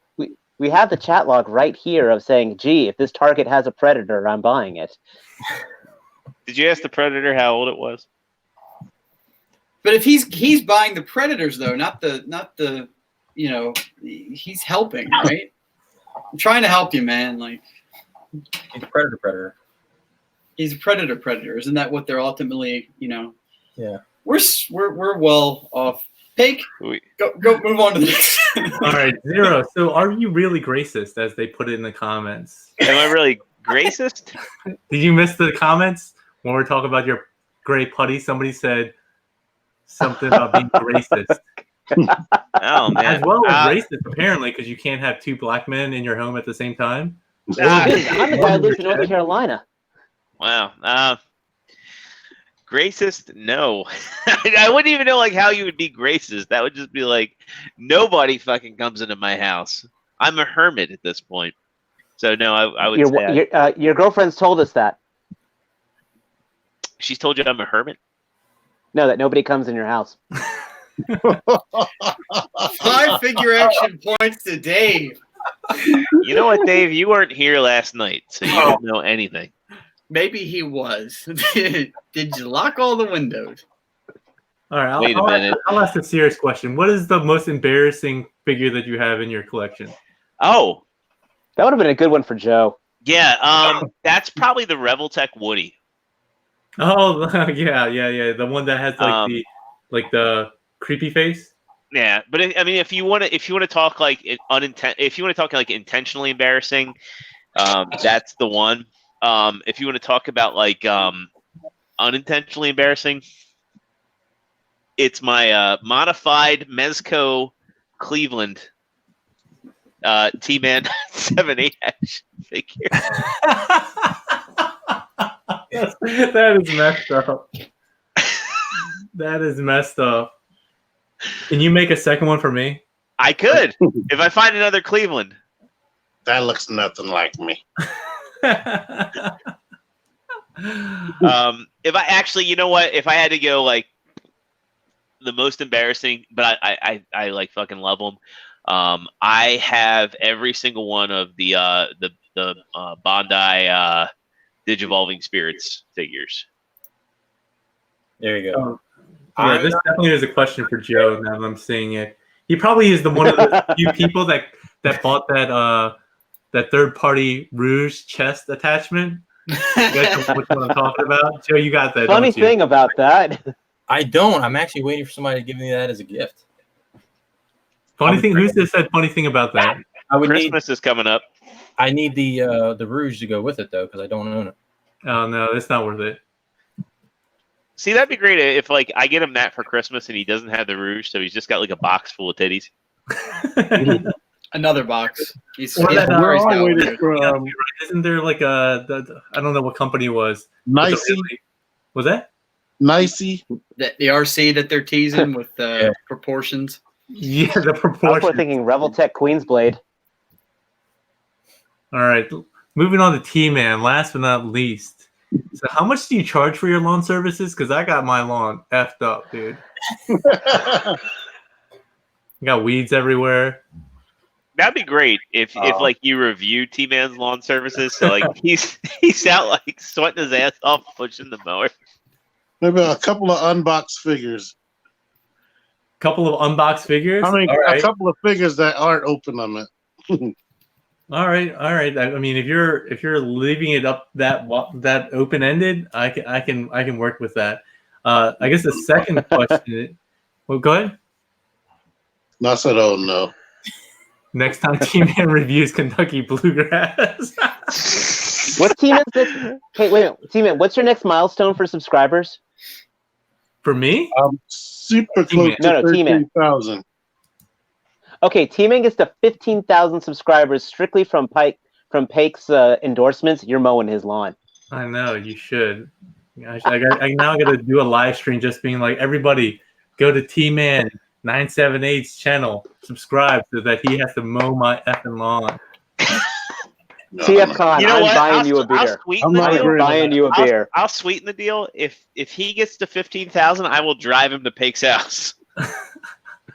Everyone go to his channel and subscribe and just say Paik sends his regards. I know. Oh, dude, that's gonna have to go out on Facebook and Twitter, Instagram. That's gonna have to happen. How far away are you? I gotta look up how far you are. T-Man. I don't agree with that. This is the best show we've ever had.